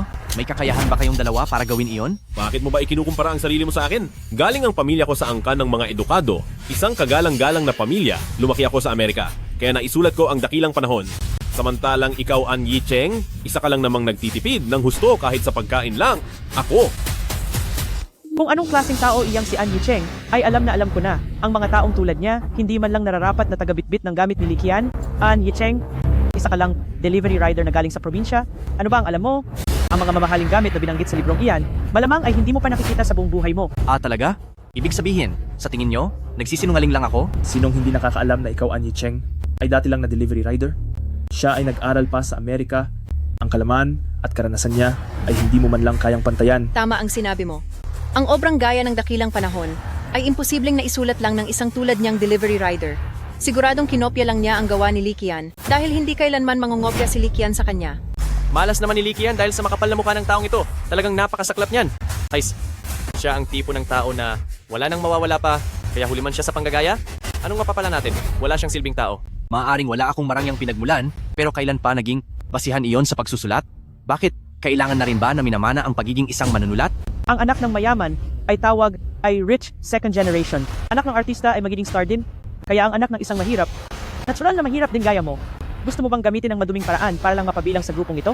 Sinasabi ko sa iyo, malabong mangyari iyon. An Yicheng, tanggapin mo na ang kapalaran mo. Wala kang pag-asa. Ang tunay na hangganan ng buhay ay ang pinagmulan mo sa sinapupunan. May mga bagay na kapag wala ka sa iyong pagkapanganak, sa huli ay talagang wala ka pa rin. Kung pipilitin mong makisali sa mundong hindi para sa iyo, pagdating sa huli, tiyak na masasaktan at mahihirapan ka lang. Ang tao dapat ay kilala ang sarili. An Yicheng, huwag ka nang magmatigas. Magdaos ka na agad ng press conference. At aminin na ang Great Era ay kinopya lang kay Li Qian. Sa ganoong paraan, hindi ka na namin lalong pananagutin. Mukhang pinapayuhan mo lang ako na ibigay na lang ng kusa ang sarili kong gawa kay Li Qian. Sa harap ng maraming tao, maliwanag na kinukuha niyo ang bunga ng hirap ko, hindi pa ba kayong dalawa sapat na walang hiya? Pinaghandaan ko ang gawang ito sa loob ng mahabang panahon. Ibinuhos ko ang buong puso ko rito. Plano ko sanang ayusin pa ito para maging perpekto hanggat maaari, pero sa pagkakataong iyon, nang ilabas ang gawa ni An Yicheng nang biglaan, nagulat na lang ako nang matuklasan na ang gawa niya at ang gawa ko ay may 80 hanggang 70% pagkakapareho. Si An Yicheng ay walang konsiderasyon na galing ito sa hirap ng iba. Inunahan niya kaming maglabas para lamang mangagaw, napakatuso niya. Sobra na ito. Nasaan na ang katarungan? Dahil sa mga taong tulad ni An Yicheng na nagpapasama sa grupo, kaya nagkakagulo sa ating mundo ng literatura. Tama. Kung hindi paparusahan si An Yicheng, sino pa ang gaganahan na magsulat at ibigay ang kanilang buong kakayahan? Kung ang taong gaya ni An Yicheng ay magtatagumpay, hindi ba mawawalan na ng loob ang lahat ng orihinal na manunulat? Para sa akin, dapat magbigay si An Yicheng para kay Li Qian ng isang press conference upang humingi ng tawad sa publiko. Hingi ng tawad. Humingi ng tawad. Hingi ng tawad. Tumahimik kayong lahat. Si An Yicheng ay hindi nang gaya kanino man. Ako bilang si Bai Hui ay makakapagpatunay niyan para sa kanya. Patutunayan para sa kanya? Paano mo naman mapapatunayan? Narito ang manuskrito ko at kitang-kita ito ng lahat na si An Yicheng ay isang magnanakaw na nagnakaw ng gawa ng iba. Oo, siya nga. Tama. Bakit? Hahayaan niyo ba silang gumamit ng isang piraso ng ebidensya na hindi sigurado kung totoo at hindi niyo ako hahayaang maging saksi? O iniisip niyo ba na sa katayuan kong ito ay hindi sapat para tumistigo para kay An Yicheng? Hindi po. Paano po nangyari iyon? Ako, si Bai Hui, sa ngalan ng Bai Group ay tatayo bilang saksi para kay An Yicheng. Ang obra na ito ay sariling gawa ni An Yicheng at wala talagang naganap na pangongopya. Bakit siguradong sigurado ka? Bakit malaki ang tiwala mo sa kanya? Isa lang siyang delivery rider. Saksi ako para sa kanya, para sabihin ang totoo, hindi para pumanig lang sa kanya. Sa buong proseso ng paglikha ni An Yicheng, kasama ako sa bawat sandali at personal ko siyang nakitang gumawa. Dahil doon, paano magkakaroon ng anumang pangungopya? Tama. Si President Bai ang pinuno ng Bai Group. Kung hindi niya mismo ito nakita, bakit naman niya ipagtatanggol si An Yicheng? Hindi kaya hindi talaga nangopya si An Yicheng? Kung ganoon, ano ang tungkol sa manuskrito? Sa industriyang ito, ang salita ni President Bai ay may malaking bigat. Hindi kaya itong si An Yicheng ay pinagbitangan lang talaga? Kung ganoon pala, ang mga taong may masamang ugali ay sina Li Qian at Lin Lihua. Bai Hui, huwag ka nang magpaloko sa lalaking si An Yicheng. Siya ay isang ganap na manloloko. Ang sinasabi niyang buong proseso ng paggawa ay maaari ring pineke. Tiyak na dahil iyon sa connection ko at nakita niya ang mga sinulat nating dokumento tapos ay kinuha niya ito bilang sa kanya. Nalinlang lang si President Bai sa kanya. President Bai, kapag nagpaloko ka pa ulit sa kanya, deserve mo na iyan. Nakikita ko ng malinaw ang lahat. Si An Yicheng ay may totoong kakayahan, habang ikaw at ang iba pa diyan ay isa lamang grupo ng mga walang kuwentang taong nanghuhusga base lang sa itsura. Bilang isang mataas na pinuno ng Bai Group, bakit mo pinapabura ng batang ito? Sigurado bang walang kakaibang relasyon na namamagitan sa inyo? Para sa akin, ito ay si An Yicheng. Tinukso niya si President Bai para makakuha siya ng mga pabor. Kaya naman si President Bai ay nakikipagtulungan na sa kanya sa pagsasabi ng kasinungalingan para sa kanya. Ano? Itong si An Yicheng, talagang napakasama ng ugali niya. Gusto pa niyang umasa na lang sa pera ni President Bai. Haay, nakakasuka siya. Sa pagkakaalam ko, itong si An Yicheng ay simulat sa pool pa lang ay lalaking palamunin na, mahilig mangakit ng mga mayamang babae. Ngayong araw na ito, ipapakita ko kung ano ba talaga ang tunay na kulay ng lalaking ito para hindi na mabulag sa kanya si President Bai. Nakikipag-date sa mga mayamang babae? Sa itsura pa lang na ito ni An Yicheng? Nabulag na ba si President Bai? Hindi ko talaga maintindihan. Isa lang siyang delivery rider. Ano bang espesyal sa kanya? Alam ko na. Siguradong sa kama ay ginalingan niya talaga, kaya ganoon na lang ang pag-aalaga ni President Bai at ang espesyal na tingin niya sa kanya, di ba? Hoy President Bai, dapat kang mag-ingat, ang An Yicheng na iyan ay isang bayarang lalaki. Baka mamaya ay makakuha ka pa ng kung anong masamang sakit sa kanya. Hinahangaan ko ang talento ni An Yicheng. Respetado ko ang pagkatao niya. Malinis ang aming hangarin. At kayong mga tao lang na may maruming isipan, ang gagawa ng ganitong masasamang haka-haka. Kung bayarang lalaki man si An Yicheng, tingin mo ba ay mas mabuti kang tao? Anong ibig mong sabihin? Huwag mong isiping hindi ko alam. Ikaw, Bai Hui, ay isa lamang babaeng ginagamit ang mga lalaki para umangat. Nandiyan ka sa posisyon mo ngayon dahil lang sa mga lalaking iyon, di ba? Dito sa industriyang ito, sino ba ang hindi nakakaalam na may malalim kayong relasyon ni Elder Shue? Kung hindi dahil sa tulong ni Elder Shue, sa tingin mo ba ay sisikat ka ng ganyan? Napakawalang hiya mo talaga, nagpapanggap ka pa ring malinis. Grabe, yung nangyari kina Bai Hui at Elder Shue noong nakaraang 2 taon, talagang pinag-usapan iyon ng lahat. Ang bilis ng pag-unlad ni Bai Hui nitong nakaraang 2 taon, siguradong sa likod nito ay may tulong na galing kay Elder Shue para sumikat siya. Totoo iyan. Sa bagay, tama nga naman.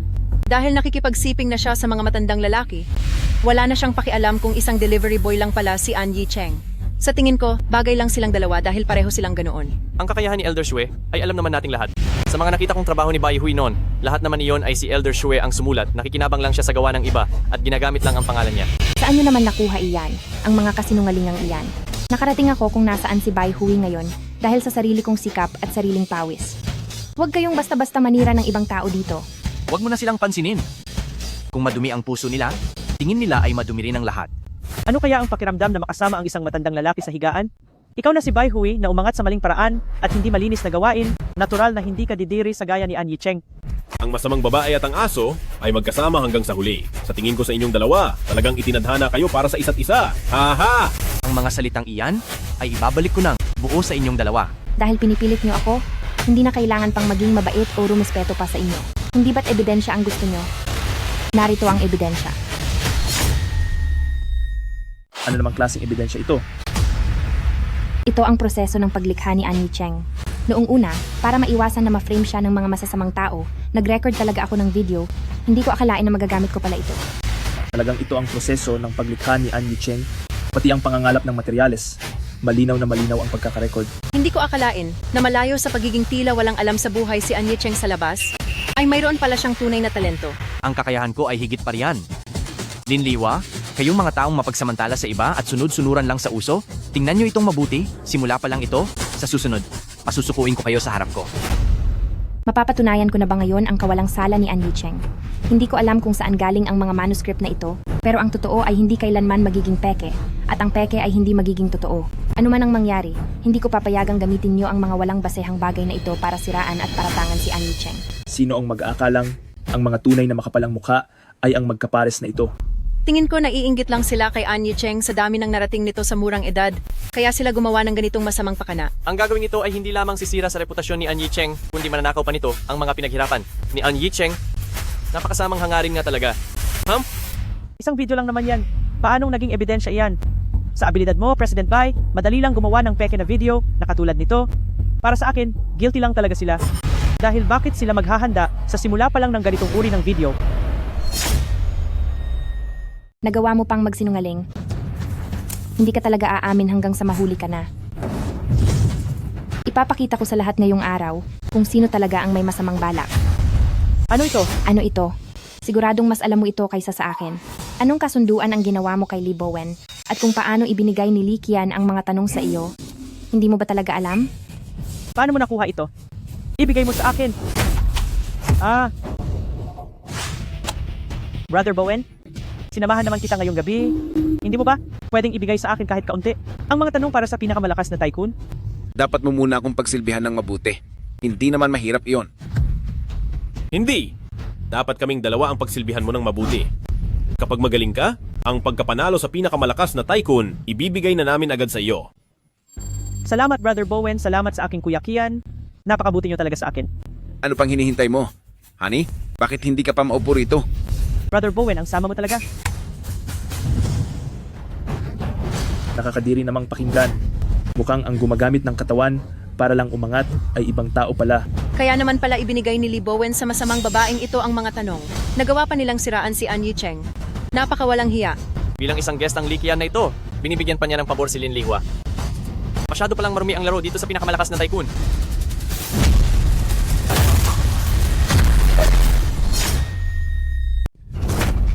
Sorry. Pasensya na. Nagawa ko lang iyon dahil nawala ako sa sarili ko. Mali ako. Alam kong nagkamali ako. Yi Cheng, hindi mo naman kayang maging ganoon kalupit. Nailantad ang ginawa ko, di ba? Humingi rin ako ng tawad. Nawala lang din ako sa tamang pag-iisip kaya ko lang iyon nagawa. Nakikiusap ako, huwag na huwag mong sasabihin ang tungkol dito kung hindi ay mawawasak ang buhay ko. Ngayon alam mo na ang pagkakamali mo? Huli na ang lahat? Hindi na muling lalambot ang puso ko sa iyo. Kung ayaw mong mangyari sa iyo, huwag mong gagawin sa iba. Noong pinagtulungan ninyo at biniyaran si Annie Cheng, bakit hindi ninyo naisip na darating ang araw na ito? Akala ba ninyo ay dapat lang si Annie Cheng ay maparatangan ng ganoon at dalhin ang masamang dungis sa kanyang pangalan? Pakiusap, nagmamakaawa ako. Bigyan niyo pa ako ng isang pagkakataon. Yi Cheng, ayaw ko talagang mawala ang reputasyon ko. Napakawalang hiya mo rin pala. Hindi lang dahil sa tinalikuran mo ako. Ngayon ay gusto mo pa na pagtakpan ko kayo? Ang babaeng katulad mo, bigyan man kita ng 10,000 pagkakataon, ay hinding-hindi ka na magbabago. Manampalataya ka uli sa akin sa huling pagkakataon? Ang tagal din nating magkasama, hindi ba karapat dapat iyon para pagkatiwalaan mo ako ulit? Talaga bang alam mo ang iyong pagkakamali? Tingin ko ay hindi. Sa tingin ko ay natatakot ka lang dahil alam mong katapusan mo na. Lin Lihua, hindi na kita bibigyan ng pagkakataon. Kung magpapatuloy ka sa pangungulit sa akin, ay huwag mong asahan na ituturing kitang kaibigan.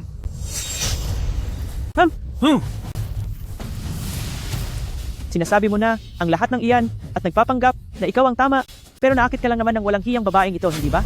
Kayong dalawa na walang dangal. Kapag nangahas kayo na ang bagay na ito ay inyong ibunyag, tinitiyak ko na pagbabayarin ko kayong dalawa. Kayo, bakit niyo ako pinalilibutan? Umalis kayo, bilis. Umalis kayo.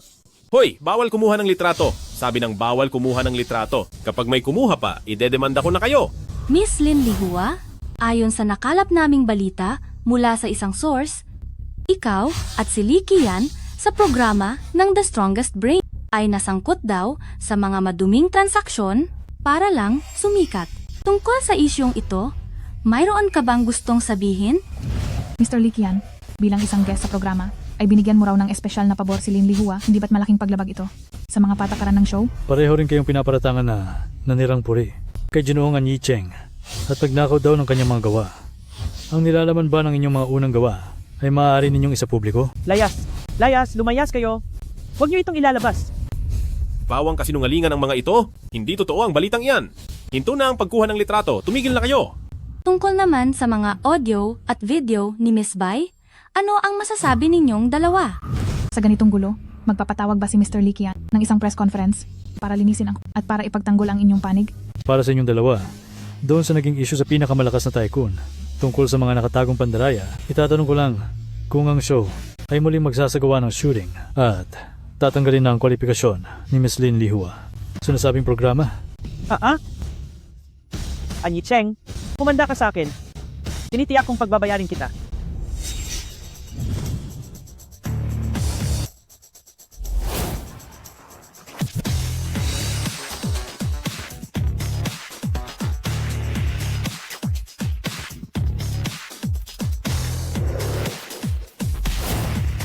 Anong nangyayari rito?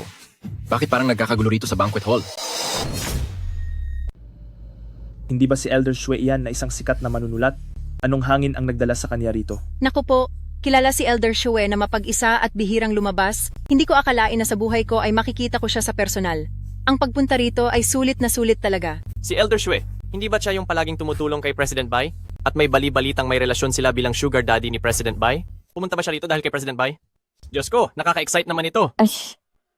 Palihim na nagpapasuporta ang masamang babaeng ito sa isang lalaki at ngayong narito na ang benefactor niya, tingnan natin kung ano ang gagawin niya. Mukhang mabait at kagalang-galang si Elder Xue pero napakalupit daw ng kaniyang mga paraan. Siguradong tapos na silang dalawa ngayon. Sir Uncle Xue, bakit po kayo napadpad dito? Kung hindi pa ako dumating, baka tuluyan na akong masangkot sa chismis kasama ang sarili kong pamangkin. Maagang nawala ang tatay mo. Kaya hindi ko inakalang ang pagsuporta ko sa sarili kong pamangkin ay pagmumulan pa ng mga malisyosong sabi-sabi. Pamangkin pala ni Elder Xue ang Bai Hui na iyon. Kung ganoon pala, hindi nakamit ni President Bai ang kaniyang posisyon sa maling paraan. Sabi ko na nga ba, hindi ganoong klase ng tao si President Bai. Siguradong may naninira lang sa kaniya. Alam nating lahat na tanyag ang pamilya ni President Bai, pero hindi ko akalaing ganoon sila kapangyarihan. Isipin mo, si Elder Shue pala ay kamag-anak ni President Bai. Ikaw ba si An Yicheng? Opo, ako nga po. May maipaglilingkod po ba ako sa inyo, sir? Nabasa ko na ang iyong mga gawa. Maganda ito. Kahanga-hanga ang mga kabataang gaya mo. Naparito ako dahil gusto kong makipag-collaborate sa iyo. Ano? Matagal nang hindi nagpapakita si Elder Shue. Hindi ko akalain na sa pagbabalik niya ay mahahanap niya agad si An Yicheng. Kahit gaano pa kahanga-hanga ang unang gawa ni An Yicheng, kumpara sa mga nakamit ni Elder Shue, walang-wala yan sa kalingkingan niya. Sino ba siya para mapansin at pabalikin si Elder Shue? Isa lang siyang baguhang at sumisikat na manunulat. Ang ganitong kalaking oportunidad na ibinigay sa kanya ni Elder Shue, kaya niya bang panindigan? Ang makatrabaho po si Elder Shue ay isang malaking karangalan para sa akin. Nagugustuhan kita bilang isang kabataang manunulat. Madalas ka ring nababanggit ni Xiaohui sa akin. Sa tingin ko, ang mga gawa mo ay may kakaibang perspektibo. May lalim ang mga opinyon mo. May potensyal ka. Gusto kitang anyayahan na gawa ng kwento ang bago kong pelikula. Handa akong mamuhunan ng $1 bilyong. Sir Elder Shue, $1 bilyong para sa pelikula, ang dali para sa inyong mamuhunan. Hindi naman siguro ito pagkakawanggawa lang, di ba? Uncle Shue, si An Yicheng, isa pa lang ang nagagawa niyang obra. Masyadong maaga para siya agad ang magdirekta sa pelikula niyo. Parang nakababahala po yata. Kayong mga kabataan ngayon, talagang napakatalas ng inyong mga isip. Tama ka. Ang pelikulang ito ang magsisilbing pagsubok para malaman ang iyong tunay na galing. Tingnan natin kung ang huling gawa mo ay dahil ba sa pinaghandaang husay o dahil lang sa sinuwerte ka. Handa ka bang makipagpustahan sa akin? Pustahan? Anong pusta? Gusto ko ng $1 bilyong sa kita ng takilya. Kung mapatunayan mo ang galing mo, ang lahat ng kikitain ng pelikula ay hindi ko kukunin kahit 1 sentimo at ituturing na lang natin na isang mabuting ugnayan ito. Pero syempre, kung wala ka palang ibubuga, dapat mong ibalik sa akin ang buong $1 bilyong. Ano? Kakagat ka ba sa pusta? Kung mananalo ako sa pustahang ito, maaari ko nang maalalayan ng maayos ang aking nanay. Ako. Sandali lang. Anong nangyari? May problema ba? An Yicheng, kailangan mong pag-isipang mabuti ito. Maaring mukhang mabait ang ating si Uncle Shue. Pero ang totoo, pagdating sa trabaho ay napakahigpit niya. Wala ka pang sapat na karanasan. Kaya kung gusto mong manalo sa pustahan niyo ni Uncle Shue, parang imposible ata iyan sa ngayon. Salamat sa pag-aalala mo. Pero para sa akin, sa pagkakataong ito, talaga namang isa itong bihirang pagkakataon na hindi dapat palampasin. Kung magtatagumpay ako, makikilala ako sa mundo ng kultura at makakagawa ako ng sariling pangalan para matupad ang aking mga pangarap at para na rin sa aking ina upang wala na siyang dapat alalahanin pa. Hindi ba't sinabi ko na sa iyo? Ako na ang bahala sa nanay mo. Bakit kailangan mo pang kumuha ng ganyang kalaking panganib at makipagpustahan pa kay Uncle Shue? At ikaw naman, Uncle Shue, sa halip na tulungan mo siya, ay parang ipinapahamak mo pa siya. Mabuting bagay na may talento ang mga kabataan. Pero kung kahit ang tapang na itaya ang lahat ay wala ka, hindi ka kailanman magtatagumpay sa malalaking bagay. Pero, Bai Hui, salamat po sa inyo. Pero ako, si An Yicheng, ayaw ko talagang mapulaan ng ibang tao na sinasabing umaasa lang ako sa babae para mabuhay. Gusto kong tumayo sa sarili kong mga paa. Tama ang sinabi ni Elder Shue. Kung magtatagumpay ako, ibig sabihin ay kaya ko, hindi ako mabibigo. Pero kung hindi, tanggap ko na hanggang doon lang ang kakayahan ko. An Yicheng, Magtiwala ka sa akin. Elder Shue, salamat po sa pagbibigay sa akin ng pagkakataon. Tinatanggap ko po ang hamon nyo, hindi ko po kayo bibiguin. Mabuti. Sige, iyan ang ipakita mo, bata. Malaki ang tiwala ko sa iyo.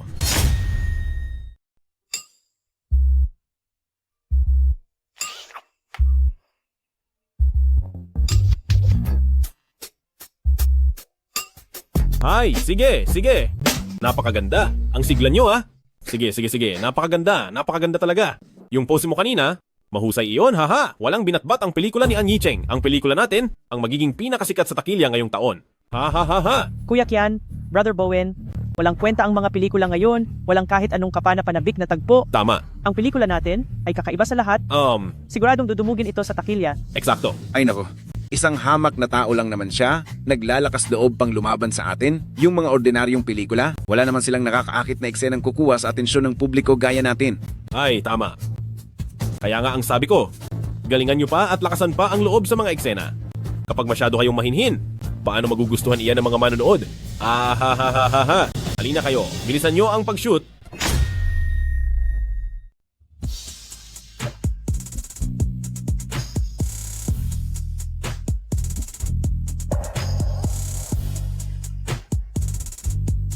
Hala. Sige, cut! Break muna tayo. Hoy. Ay naku, uminom ka muna ng tubig, Liwa. Dahil walang puso si An Yicheng, huwag niya kaming sisisihin kung gaganti kami. Gusto niya ba akong sirain? Siguradong magagawa nating pagbayarin siya. Gusto niyang tanggapin ang pustahan na iyon ni Elder Shue, pero hindi niya man lang tinitingnan kung may kakayahan ba talaga siya. Iyang si An Yicheng, asahan na niyang mawawala ang lahat sa kanya, pati na rin siya, at ang kanyang masakiting ina, walang makakaligtas sa kanila. At iyong walang hiyang si Bai Hui, naglakas loob pa siyang ilantad ang mga sikreto sa show ko. Kapag sumikat na ang pelikula ko, ipapahiya ko siya sa harap mo. Hahaha, oo nga. Hindi ko lang alam kung si An Yicheng ay kamusta na ang paggawa ng pelikula. Nag-utos na ako ng tao para magmanman, at ang sabi nila, masyadong mahigpit ang seguridad doon. Hinahanap niyo ba ako? An Yicheng, bakit ka nandito? Alam ko na. Marahil ay namomroblema ka dahil wala kang maipalabas. Kaya naman nagpunta ka rito para nakawin ang mga ideya namin. Sinasabi ko sa iyo, huwag kang umasa. Bakit ako nandito? Kung hindi ako dumating, balak mo ba talagang walang hiya na kumuha ng mga malalaswang pelikulang ito? Wala ka na bang kahihiyan? Anong pakialam mo? Ano ka ba sa tingin mo? At may kapal ka ng mukhang lumapit at sermonan ako ng ganyan. An Yicheng, itigil mo ang pagmamalinis mo para pangaralan kami. Isa itong pambihirang pelikula ng sining. Anong malalaswang pelikula ang pinagsasabi mo? Lin Lihua, alang-alang sa mahabang panahon nating pagkakaibigan, nandito ako para paalalahanan ka na ang paggawa ng ganitong klaseng pelikula ay sisira lamang sa sarili mo. Nabaon ka na nga sa iskandalo ng pandaraya sa programa? Gusto mo pa ba talagang mas lalo pang masira ang iyong dangal? Ano bang alam mo para ito sa sining? Isa kang hamak na tao, hinding-hindi mo iyon maiintindihan. Kapag naipalabas na ang aming pelikula at naging sikat ito, ang dati kong mga isyu ay malilimutan na ng lahat at makakabangon na uli ako. At isa pa, ang pagkakasira ng pangalan ko, hindi ba dahil din naman sa iyo, An Yicheng? Nakuha mo pang pumunta rito para sermonan ako.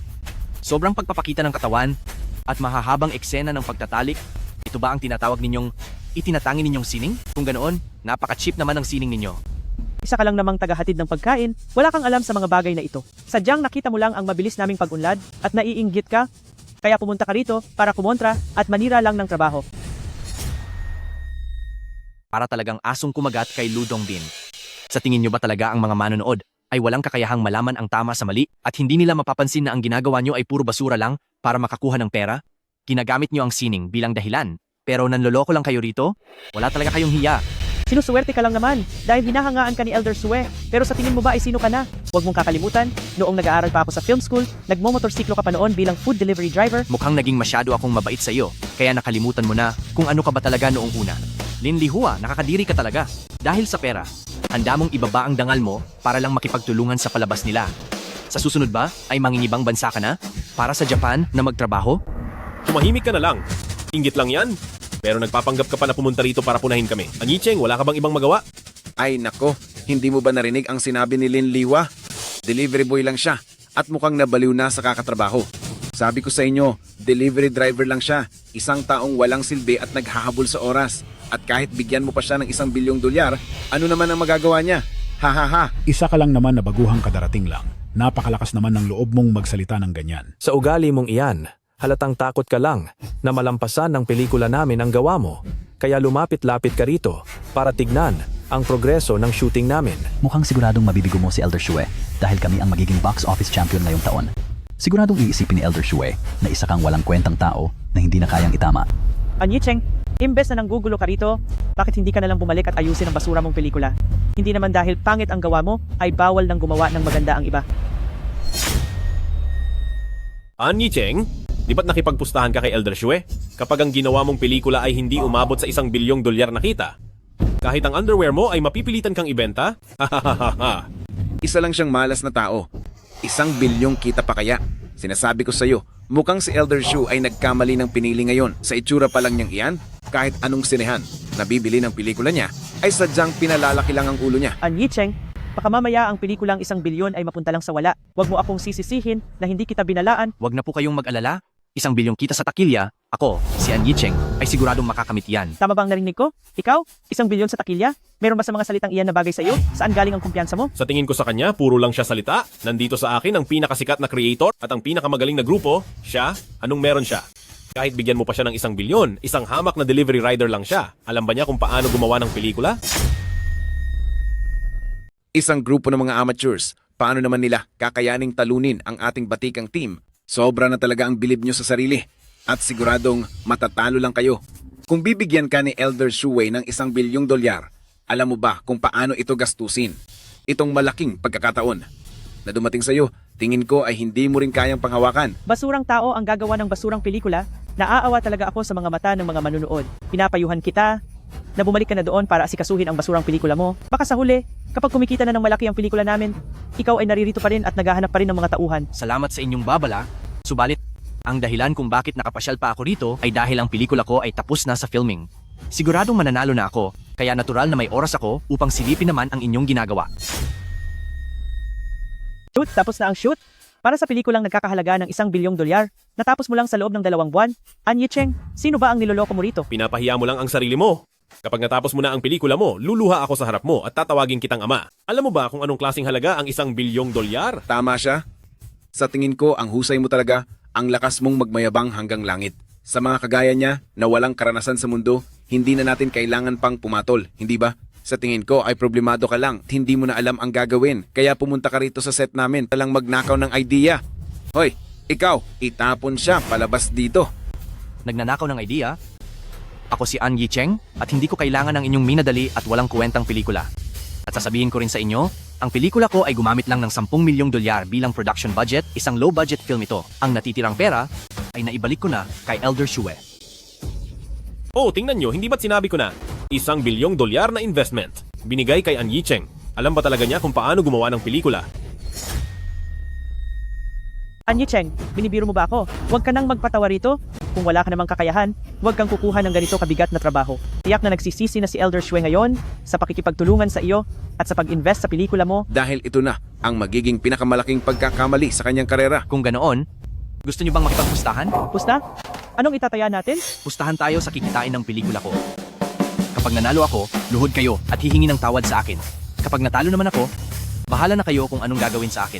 Sige, pumapatol ako sa pusta mo. Kung ang pelikula mo ay kikita ng $1 bilyong, hindi lang pagluhod, kahit na gumapang pa ako sa gitna ng iyong mga binti ay gagawin ko. Masyado pang mababa ang $1 bilyong. Kakatapos lang ng shooting ng Anida ko, sa tingin ko kaya nitong kumita ng $10 bilyong.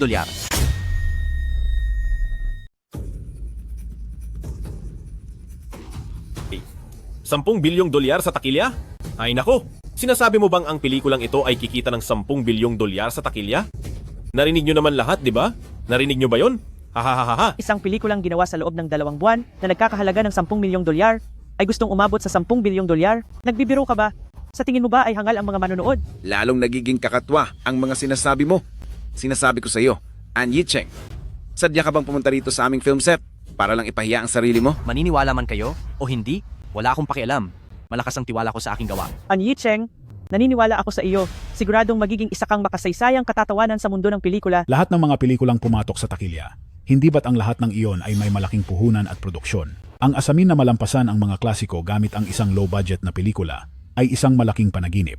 Kahit ang Elder Shue, hindi mangangahas na magyabang ng ganyan. Ang pelikula ng isang baguhan ay kadalasang hindi man lang pinapansin, ngunit ikaw na isang walang muwang na bata ay nagagawa pang magyabang ng husto. Gusto kong makita, kapag naipalabas na ang pelikula, kung gaano ka kakahiya pagkatapos mapatunayan na mali ka. Nagkaroon ka lang ng konting tagumpay, naging mayabang ka na agad? Isang direktor na galing sa pagiging ordinaryong delivery boy, ano namang maganda ang kaya mong gawin? Talagang hindi mo alam ang iyong limitasyon. Ang yabang mo, parang puputok na ang mga pinagsasabi mo. Dapat sa isang tao ay marunong kumilala sa sariling kakayahan. Pero halatang, hindi mo naiintindihan ang bagay na iyon. Ganito na lang, ngayon din, lumuhod ka sa harap ko at humingi ng tawad at baka sakaling bigyan pa kita ng pagkakataon at patawarin ka na lang. Katawa-tawa, anong klaseng pagkakataon ang maibibigay mo sa akin? Bibigyan kita ng pagkakataong umarte sa aming pelikula. Sa oras na iyon, maaari kang lumabas sa aming pelikula para makaipon ka ng panggastos sa ospital ng nanay mong malapit na mawala. Kaysa naman kapag nawala na ang lahat ng ari-arian mo, ang nanay mo ay mananatili na lang nakahiga sa kama at maghihintay sa huling sandali. Sandali, alam kong may isang role na babagay talaga sa kanya. Dito sa ating pelikula, may role para sa isang delivery rider, tiyak na magagawa niya ang gampanin ng mahusay. Totoo yan. Naku, wala nang mas babagay pa kaysa sa kanya para sa role na iyon. Kailangan pa ba niyang umarte? Sarili niya lang ang ipapakita niya riyan. Sino ang makakapagsabi? Baka mamaya, maging sikat pa siya ng kaunti. Wag na. Sa aking Anida, malaki ang tiwala ko. Hindi ko papatulan ng mga taong kagaya ninyo. Isang taong sanay sa hirap at delivery rider lang at ngayon ay nagkukunwari pang mataas ang dignidad. Sige, tingnan natin kung hanggang kailan mo kakayanin yan. Ang mga mayayabang na salita ay mabuting wag muna sabihin sa unahan. Pinapayo ko sa iyo, isipin mong mabuti. Dahil kahit papaano, kung matalo ka sa pusta kay Elder Shue, hindi Hindi ka naman ganoon kadehado. Man lang, maaari ka pa rin maging isang hamak na extra. Pinapayuhan kita, huwag ka nang magpanggap na mayaman. Kapag natalo ka sa pusta, ang dangal at mukha mo ay parehong mawawala. Doon, totoong kaaawaan kita. Hindi nyo na kailangang mag-alala. Kayo, mas mabuting pagbutihin nyo ang paggawa ng inyong mapangahas na pelikula tungkol naman sa resulta pagkatapos ipalabas ang pelikula, doon na tayo magkaalamang lahat.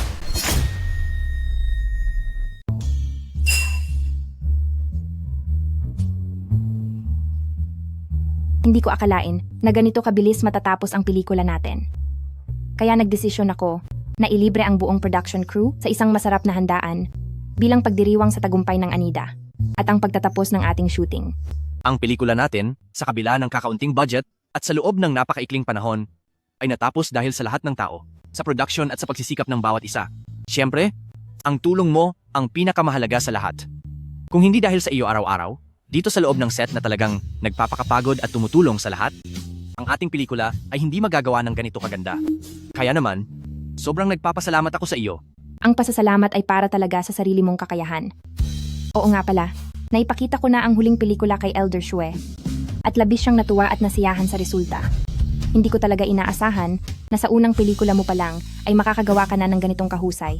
Sigurado ako na sa oras na ipalabas ang pelikula natin, tiyak na magbibigay ito sa buong industriya ng isang napakalaking gulat at paghanga. Kahit na gaano pa kagaling ang isang talento, kailangan pa rin ng may makakapansin at magpapahalaga rito.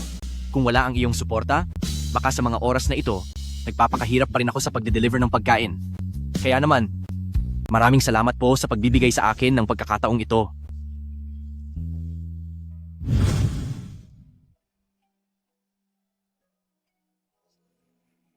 Dahil nagpapasalamat ka sa akin, paano mo ba balak na suklian ito? Iyan, ano po ba ang gusto nyo? Kung gusto mo akong pasalamatan, ano kaya kung mapunta na lang sa akin ang puso mo, anong say mo? Masamang balita, may malaking problemang nangyari. Anong nangyari? Bakit ka pumasok ng ganyan kabilis? Ano po ba ang problema? Ganto po ang nangyari. Hindi namin alam kung sino ang nagpakalat ng balita tungkol sa maliit na puhunan at ikli ng pelikula natin. Talaga pong ipinagsigawan nila ito. May kumuha pa ng mga bayarang tao para manira. Kay Direktor An Yicheng. Hindi dapat iyan ikatakot. Gawain lang ito ni Lin Lihua para hilingin kaming pabagsakin. Pero wala pong nanonood ng ating Anida at wala na ring sinehan na gustong bumili nito. Kahit tapos na ang pelikula natin, sa tindi ng panggigipit na ito, walang gustong sumugal at bumili nito. Ano? Noong hindi pa tapos ang shooting, hindi ba marami namang mga sinehan ang naguunahan na mabili ito? Hindi po namin alam kung sino ang binangga natin dahil ang pelikula nating Anida ay pilit na hinaharang at hindi pinapalabas. Kalokohan ito. Bakit nangyayari ang ganitong bagay? Maraming taon na ako ang inyong bayhui sa industriya ng Hua Country at ito ang unang beses na may naglakas loob na bastusin ako ng ganyan. Huminahon ka muna. Lumabas ka muna. Walang usok kung walang apoy. Sa likod ng pangyayaring ito, siguradong may taong pilit tayong binibiktima ng palihim. Kaya pala ang pagpapalabas ng pelikula natin ay laging nagkakaproblema. Ang ibig mong sabihin, sila ba iyon? Bakit nila ito gagawin? Hindi maaari. Kailangan kong komprontahin sina Li Qian at Li Bowen. Huwag kang magmadali. Kung tama ang hinala ko, malamang ay sila mismo ang pupunta rito sa atin.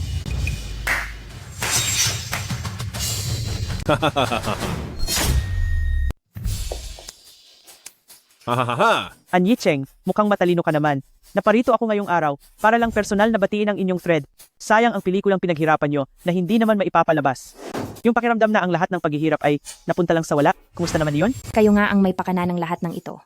Para lang malampasan nyo si An Yicheng, ay gagawin nyo na talaga ang kahit anong masamang paraan. Hahaha. An Yicheng, hanggang ngayon ba ay nangangarap ka pa rin na kumita ng 10 bilyong dolyar sa takilya at maging matagumpay ang iyong pelikula? Ano? Sinasabi ko sa iyo, huwag mo na iyong asahan.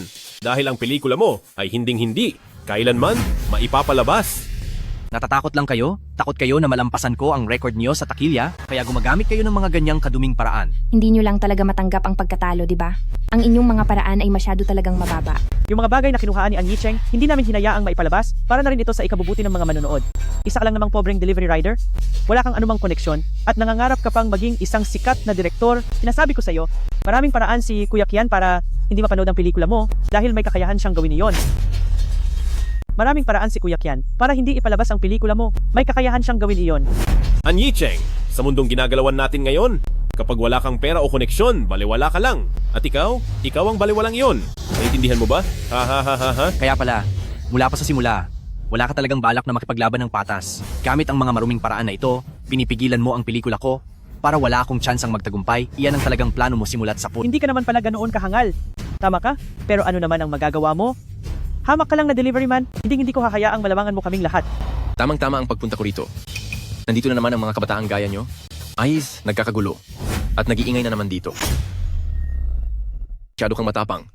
Naglakas loob ka pa sa mismong harap ko.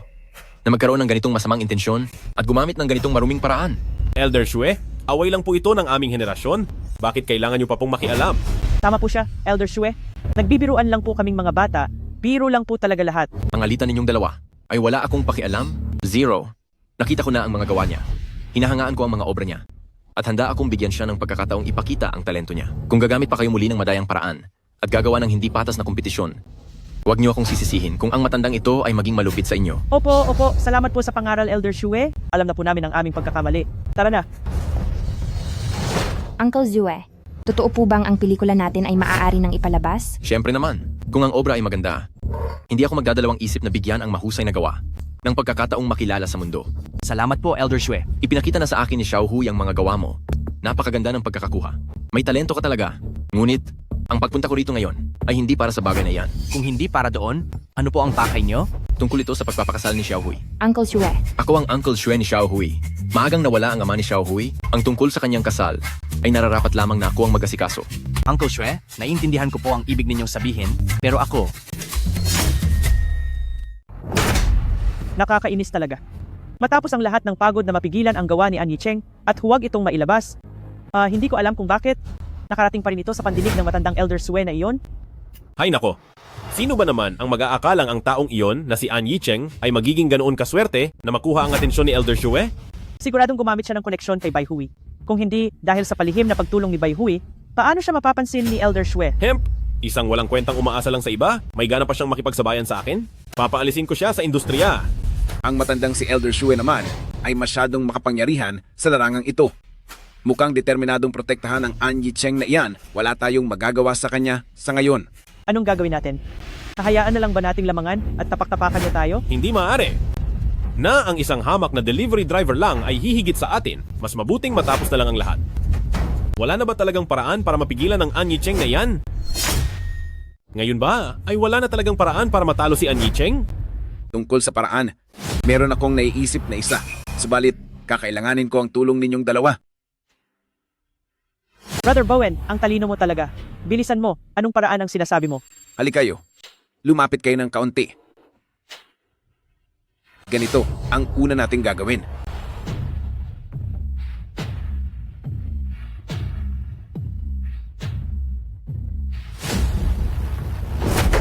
Sige. Napakahusay! Ang ganda ng naisip mong paraan. Kahit na maipalabas pa ang pelikula ni An Yicheng, wala pa rin siyang magagawa. Siguradong wala ring manonood niyan. Ha ha ha ha! An Yicheng, humanda ka. Ating tingnan kung sino ang magtatagumpay sa huli. salamat sa inyong pagpunta sa premiere ng Anida. Iyon ang punong direktor ng Anida. Napakabata niya talaga. Lampas 20 pa lang siya, pero nakakagawa na siya ng sariling pelikula. Maliwanag ang kinabukasan niya. Hindi lang ikaw ang nag-iisip niyan, pati si Elder Shue ay ganoon din. Dahil dito, sa kaniyang sariling programa, todo-todo niya nang ipininopromote ang bagong pelikula ni An Yicheng. Ngayon ang premiere ng pelikulang Anida, kapag ito ay naging matagumpay, itong direktor na si An Yicheng ay tiyak na aangat ang katayuan at magiging matagumpay at kilala. Salamat sa inyong lahat sa pagpunta at sa suporta at atensyon ninyo para sa Anida. Ang Direktor Ann kamakailan ay talaga namang punong-puno ng swerte. Bukod sa hinahangaan ka ni Elder Shue, ang una mong pelikula na Anida ay formal na ipalalabas simula ngayong araw. Napakabata pa niya, pero ang laki na ng kaniyang narating, tunay na matapang at magaling ang kabataan ngayon. Sabi nila, ipakakasal daw ni Elder Shue ang kaniyang pamangkin sa iyo. Hindi ko lang alam kung pumayag ka na. Ang pamangkin ni Elder Shue ay ang napakatanyag na presidente ng Bai Group. Ano bang pinagsasabi mo? Kung makuha mo ang loob ni Elder Shue at mapapangasawa mo ang napakagandang babaeng tulad ni President Bai, malalakpawan mo na ang 30 taon ng paghihirap, tanga na lang ang tatanggi roon. Mabi kayong lahat. Likian, Lin Lihua, anong ginagawa niyo rito? Isa itong awarding ceremony ngayon, huwag niyong sabihing nandito na naman kayo para manggulo? Dapat matuto kang tumanggap ng pagkatalo. Nandito kami para ipatupad ang sarili mong pusta. An Yicheng, yung pagyayabang mo, posible bang pati ikaw ay nakalimutan na ito?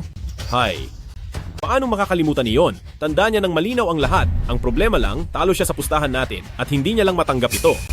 Pustahan? Anong pustahan? Siyempre, ito yung kay An Yicheng na nagmayabang. Sabi niya, ang bagong gawa niyang Anida ay kayang kumita ng 10 bilyong dolyar sa takilya. Iyon ang pustahan. Dati, handang-handa kang makipagpustahan. Bakit ngayon?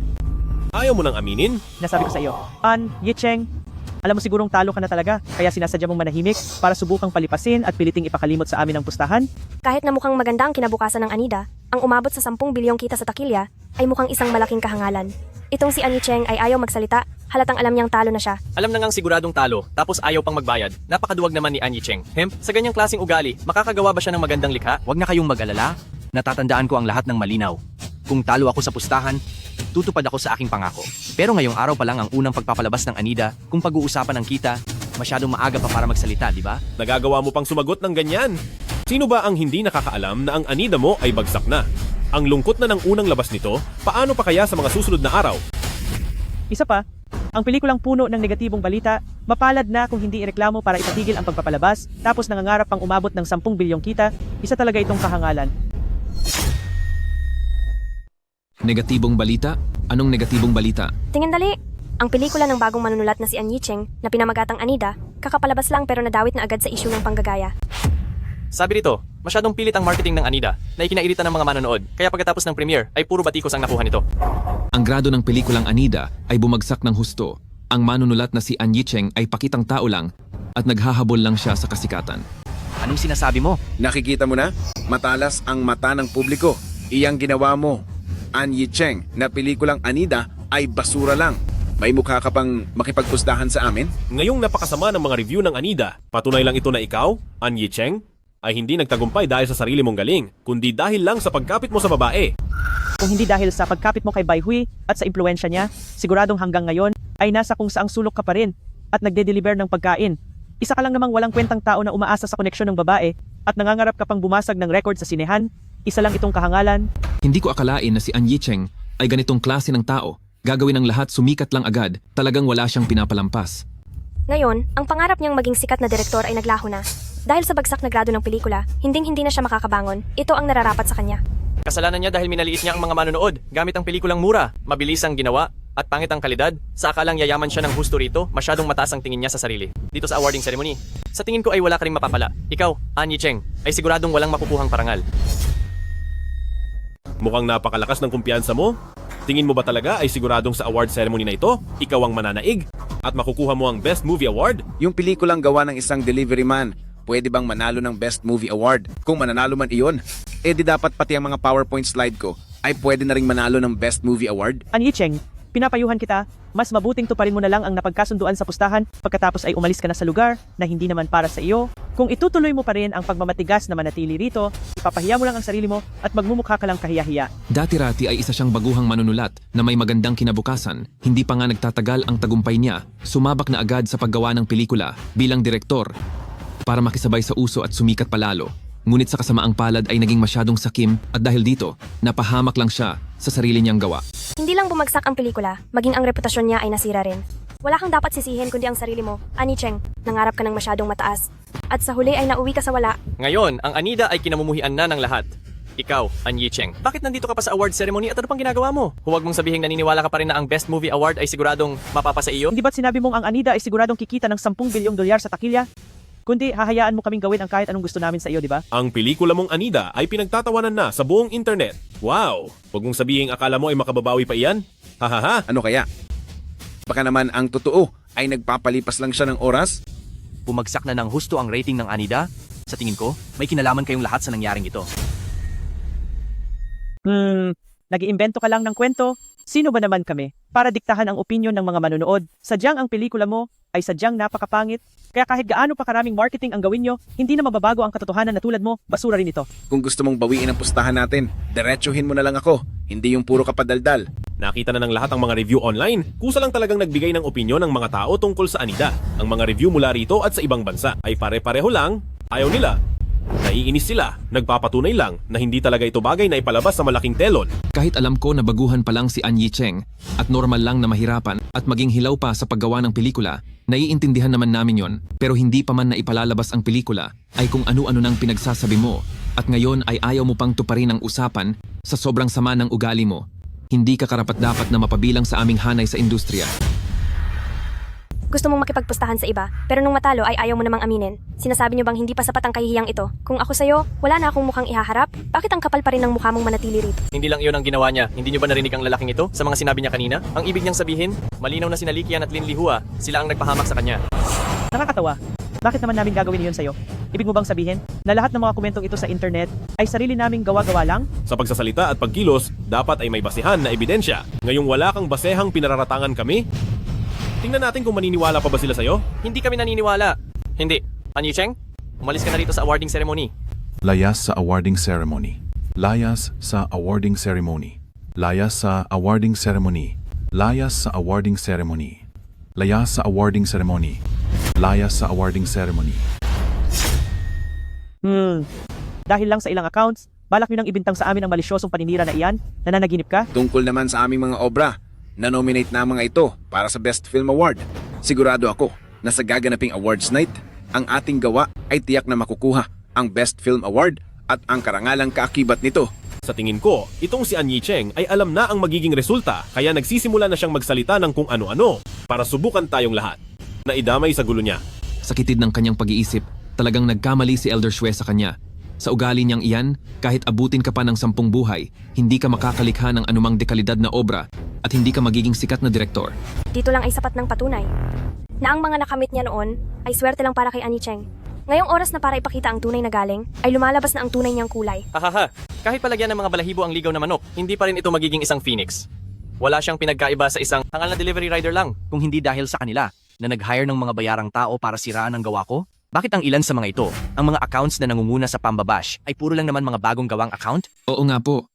Ang mga negatibong komento na ito na may pinakamataas na engagement, sa isang tingin lang, lahat sila ay naka-default ang profile picture at may mga random na generated IDs na nagbibigay duda kung tunay bang mga tao ang nasa likod nito. At pati na rin ang account na ito, halata namang fan ni Likian, pero nag-abala pa siyang manood ng premiere ni Anida, pagkatapos ay sumulat ng 2,000 salita na negatibong komento. Malinaw na isa itong mapanirang basher. Pati rin ang mga komento na ito. Nakita ko na rin ang mga ito sa ibang mga comment sections na saktong parehong-pareho. Kung hindi ito gawa ng mga reklamador, ibig sabihin ay may nananadya talagang manira. Lahat kayo, huwag kayong maniniwala sa mga kwento ng walang hiyang ito. Kung anong klaseng tao itong si An Yicheng, ay alam na alam ko. Dati pa lang ay ganyan na siya. Isang masamang tao na mahilig manisi ng iba. Dahil nga doon, kaya kami naghiwalay. Si Lin Lihua pala ay dating girlfriend ni An Yicheng? Kaya naman pala si An Yicheng ay laging pinupuntirya sila dahil pala rito. Dahil sa gusto niyang umangat, pinilit niyang makipaghiwalay sa akin para lang makahanap ng babaeng makakatulong sa karir niya. Ngayong unti-unti ko nang nakakalimutan ang nakaraan na iyon, hindi niya matanggap na maayos ang buhay ko, kaya baliw na baliw niya akong hinahamak. Sige, lahat kayo, makinig kayo. Ang An Yicheng na ito, siya ay isang pakitang tao lamang at traidor sa likuran, isang ipokrito. Kaya huwag kayong papalin lang sa kanya.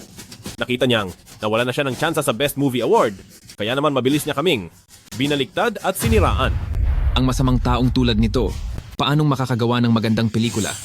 Sa award ceremony na ito, hindi siya dapat naririto. Bakit hindi ka pa umalis dito? Lumayas ka sa industriyang ito. Imposibleng makakuha ng best movie si An Yicheng. Dahil sa level niya, tiyak na alam niya ang totoo. Sa tingin ko, ang tunay niyang pakay ay idamay at pabagsakin ang dati niyang girlfriend. Napakaliit ng isip mo. Lalaki ka ba talaga? Ayaw mong makitang maayos ang ex mo. Hindi ko alam kung si President Bai ay nabulag lang ba para magustuhan ng isang tulad mo. Hi! An Yicheng. An Yicheng. Magandang balita. Ang ating Anida, mula kanina hanggang ngayon, ay lumampas na sa $100 milyong sa takilya. Magandang balita. Ang ating Anida, hanggang sa oras na ito ngayong araw, ay lumampas na sa $100 milyong sa takilya. Ano? Paano nangyari iyon? Ang Anida ni An Yicheng ay flop na at bigo na sa lahat ng aspeto at puno ng masasamang komento sa internet. Paanong may manonood pa sa palabas na yan na napakababa ng rating? $100 milyong sa unang araw ng palabas. Siguradong peke iyan. Siguradong peke iyan. Siguradong si An Yicheng mismo ang bumili ng sarili niyang mga tiket. $100 milyong lang naman iyon. Si An Yicheng pa naman ay nagyabang at nagsabing aabot siya ng $10 bilyong sa takilya. Sa tingin ko ang pelikulang ito ay wala namang ibubuga sa huli. Tulad lang ni An Yicheng, ang kinita nito ngayon ang magiging hangganan nito. Makuha agad sa unang araw ng palabas ang $100 milyong. Parang masyadong kahina-hinala ito. Mahirap paniwala ang hindi. Minanipula ang bilang na ito. Si An Yicheng ay isa lamang delivery rider. Paano niya maiintindihan kung ano ang ibig sabihin ng $100 milyong sa takilya? Siguro dahil sa kamangmangan niya, kaya siya nagkakaganito. Ngayon na mismo ang seremonya para sa pinakamahusay na pelikula. Titingnan ko kung si An Yicheng ay may bago pang pakulo. Tama ka. Sinabi ko nga noon na ang pelikula kong Anida ay kayang-kaya lumampas sa $10 bilyong sa takilya. Kakaabot pa lang ng $100 milyong, ngunit nangangarap na agad ng 10 bilyon. Napakalakas talaga ng loob mo. Nagkaroon lang ng kaunting tagumpay. Naging mayabang na agad at bilib na sa sarili. An Yicheng, ang $100 milyong ay sagad na sa kakayahan mo. $10 bilyong. Huwag mo na itong pangarapin. Pero nagbago na ang isip ko. Sa tingin ko, ang Anida sa araw na ito ay makakaabot na sa $10 bilyong na kita sa takilya. Ha. Ay naku, hindi ko na kaya. Talagang hindi ko na kaya ito. An Yicheng, nakakatawa ka talaga. Sa tingin ko, hindi ka narito para lumahok sa parangal, para sa pinakamagandang pelikula o sa seremonya ng parangal, kundi narito ka para sa Best Comedian Award na seremonya. Ang galing mong gumawa ng katatawanan. Ahahaha. An Yicheng, sa dinami-dami ng ipagyayabang mo, bakit iyan pa? Bakit iyan pa ang pinili mo? Alam nating lahat na $10 bilyong ang kita sa unang araw, pero ang $10 bilyon na iyan, galing ba sa langit? Mula ba iyan kay Tiandi Bank? Hahaha! An Yicheng, hindi ba't sabi mo, may kakayahan kang makuha ang $10 bilyong na kitang iyan? Pero bakit nagde-deliver ka ng pagkain ng mahigit 20 taon na? Ngayon, kahit anong kahambugan ay nagagawa mo ng sabihin. Kahit pa nakamit mo ang kakaunting tagumpay, mukha ka pa ring walang muwang at isang kaawa-awang talunan. Kala ko noong una si An Yicheng ay may kaunting talento, pero ngayon mukhang isa lang siyang walang kwenta. Ang ganitong nakakatawang mga salita ay nasasabi niya, totoo ngang isa siyang taong walang tunay na kakayahan. Kahit simpleng kaalaman ay wala siya, paanong naging karapat-dapat ang ganitong tao na tumayo rito? Para sa akin, ipakita na natin ang tunay niyang kulay ngayong araw. Pabalikin na lang natin siya sa pagde-deliver ng pagkain. 10 bilyong kita sa sinehan? Ay naku, nakakatawa talaga. Kung narito lang si Elder Shu ngayon, tiyak na sa mga sinasabi mo, ay hiyang-hiya na siya. Naging maayos ang buhay ni Elder Shue. Nang mahabang panahon, hindi niya akalain na sa huli. Dahil sa iyo, na si An Yicheng, na isang talunan, ay mapapahiya lang siya ng husto. An Yicheng, huwag kang padalos-dalos. Ang 10 bilyong kita sa sinehan ay hindi ganoon kadaling makuha. Ako, si An Yicheng, ay tiyak na tatalunin ang mga rekord ng kinita sa sinehan sa mga nagdaang taon. Maniwala ka sa akin. Kaya lang, unang pelikula mo pa lang ito, at kahit magaling ka na, hindi mo pa rin maiiwasang magkaroon ng mga problema dahil sa kulang na karanasan. Hindi perpekto pero maganda pa rin. Sa tingin ko, kahit papaano, sa gitna ng mga palabas ngayong season, siguradong mangingibabaw ito. Wala itong magiging problema. Nandito na ang misteryosong bisita. Ayan na, nandito na sila. Narito na ang misteryosong panauhin para sa awarding ceremony. Balita ko siya raw ang may hawak ng karapatan para sa Best Film Award selection. Ang tanging boto na maaaring humarang sa lahat, kaya direkta niyang matutukoy kung sino ang tatanggap ng parangal. Sino ba ang misteryosong panauhin na iyan? Hula ko, siguradong isang tanyag na direktor siya sa industriyang ito. O baka naman isa siyang tanyag na manunulat mula sa mundo ng literatura. Ano pa man ang mangyari, ang mga kasali sa listahan ng mga nominado sa taong ito ay lahat champion sa benta sa takilya bawat quarter, napakatindi ng labanan. Hindi ko rin alam kung sino para sa Best Film Award na ito ang huling magwawagi at makakakuha nito.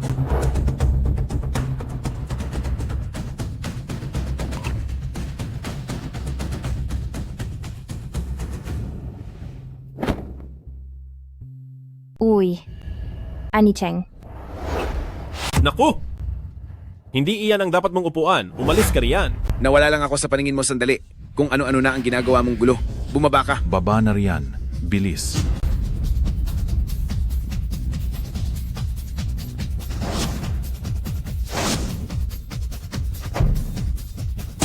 An Yicheng, napakatapang mo talaga. Nagawa mo pang maupo ng direkta sa mismong trono ng parangal para sa Best Film Award. Sir, kahit medyo mapangahas, pero sa tingin ko ang Anida ko ay may sapat na kakayahan at may karapatan para dito. Masyadong mayabang ang mga kabataan ngayon. At hindi iyan magandang bagay. Isang mahusay na likha ang Anida at isa ka ring bagong direktor na may malaking potensyal. Pero para sa parangal na best movie ngayong taon, wala kang karapatang makuha ito. Huwag mong isiping porke. Humanga sa iyo si Elder Shue ay espesyal ka na. Huwag kang masyadong bilib sa sarili mo. Ang Best Movie Award na ito ay hindi kasing simple ng inaakala mo.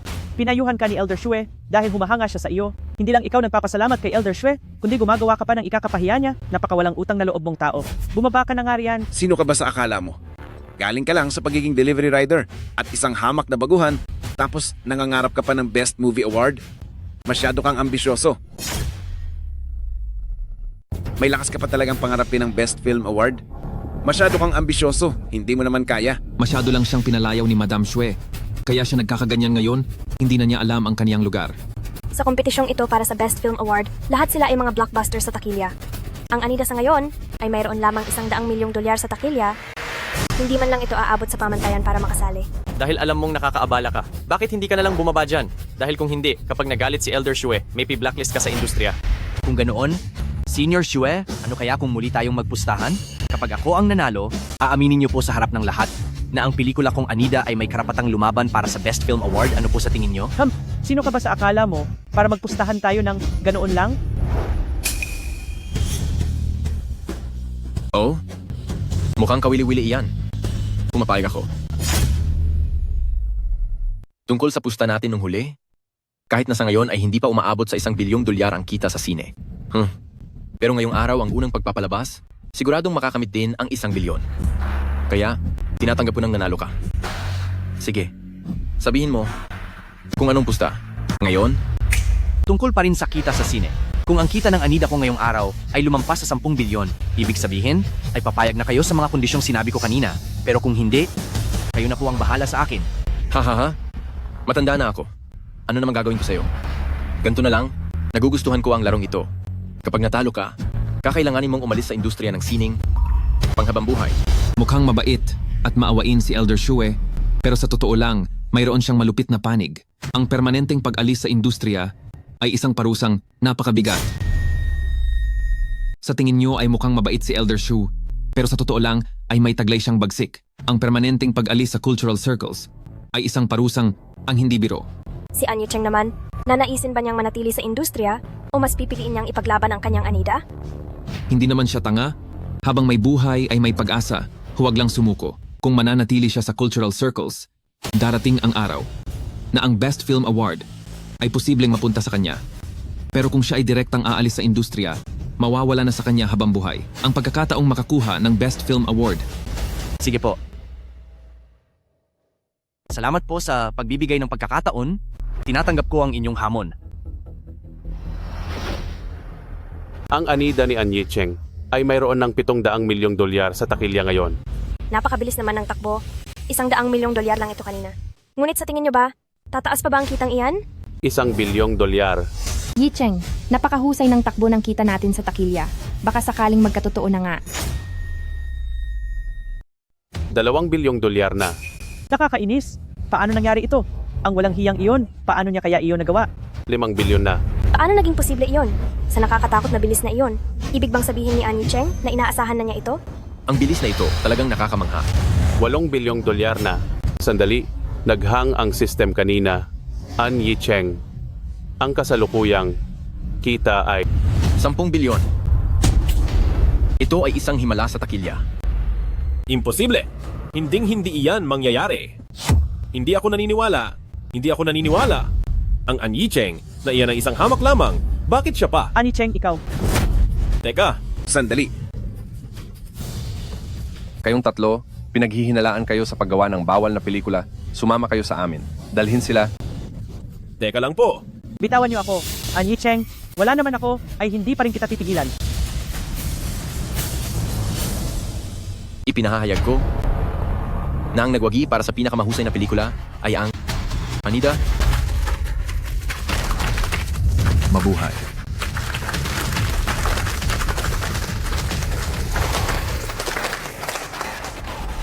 Ako si Anyi Cheng, isang delivery rider. Ngunit, simula sa araw na ito, gagawin ko ang lahat para sa mundong ito na makilala ako muli.